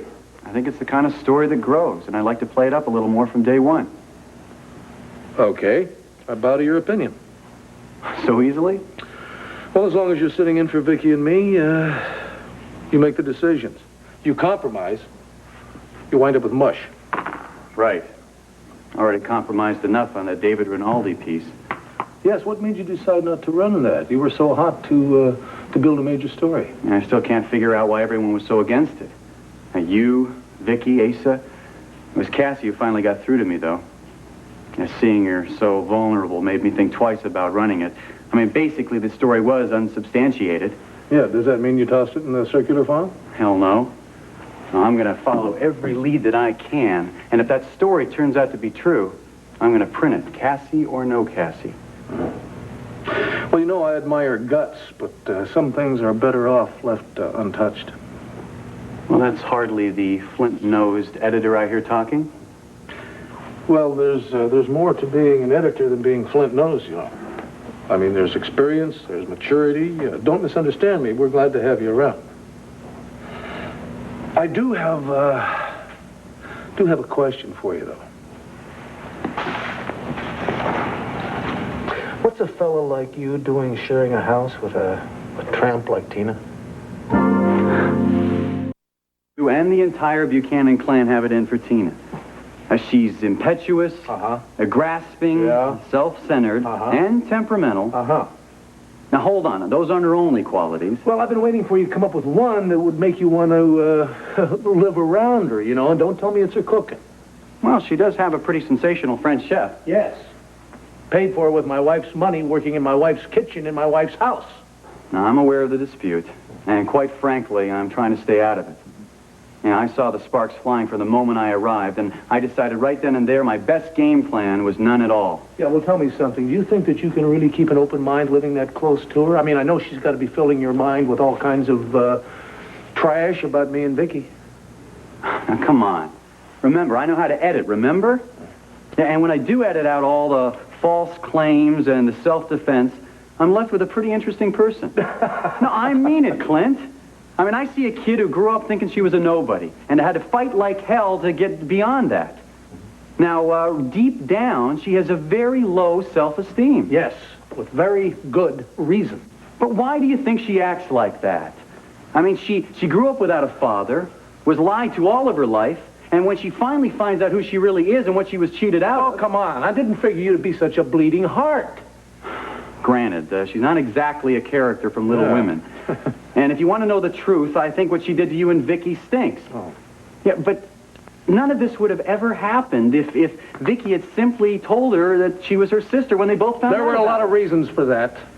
I know, and they were all very valid. I'm just trying to explain to you that there's a reason for all these lies and deceit. Underneath it all, there's still that same kid trying to find out who she really is. You be careful, Richard. I know that Tina can come off like she's very vulnerable. I know that from personal experience. I also know she can turn it on and off like a water faucet. Now, I don't expect her to be your enemy because she is mine. But be careful. I'm going to go over to the hospital and see Asa. I'll be back in a little while. Don't forget what I told you. Wheel of Fortune, 7:30 tonight.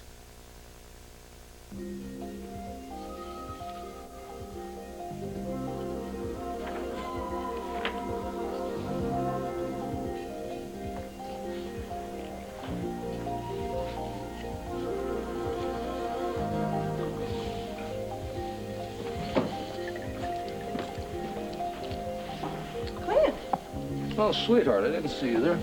I thought you'd be at the Banner all day with Richard. Well, he's got a pretty good grip on things. I thought I'd let him coast while I go over to visit Ace at the hospital. I just stopped by to pick up this book that he was into before the accident. Take more than a book to keep Ace quiet. Yeah, I hear they've already dubbed him Wild Bill Buchanan of Landview Hospital. Maybe this will tame him down. If not, that staff's not going to get any rest at all. What's wrong?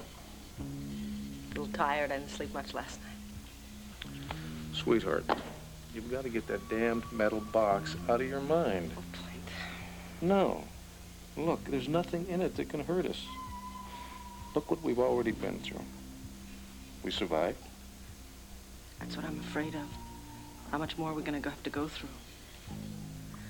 I kept waking up last night in a cold sweat, and every time I went back to sleep, I kept having the same dream over and over again. It was awful. I mean, I know it was just a dream. But the metal box is very real, and I'm so afraid that this time my father has left some terrible secret that really will destroy us.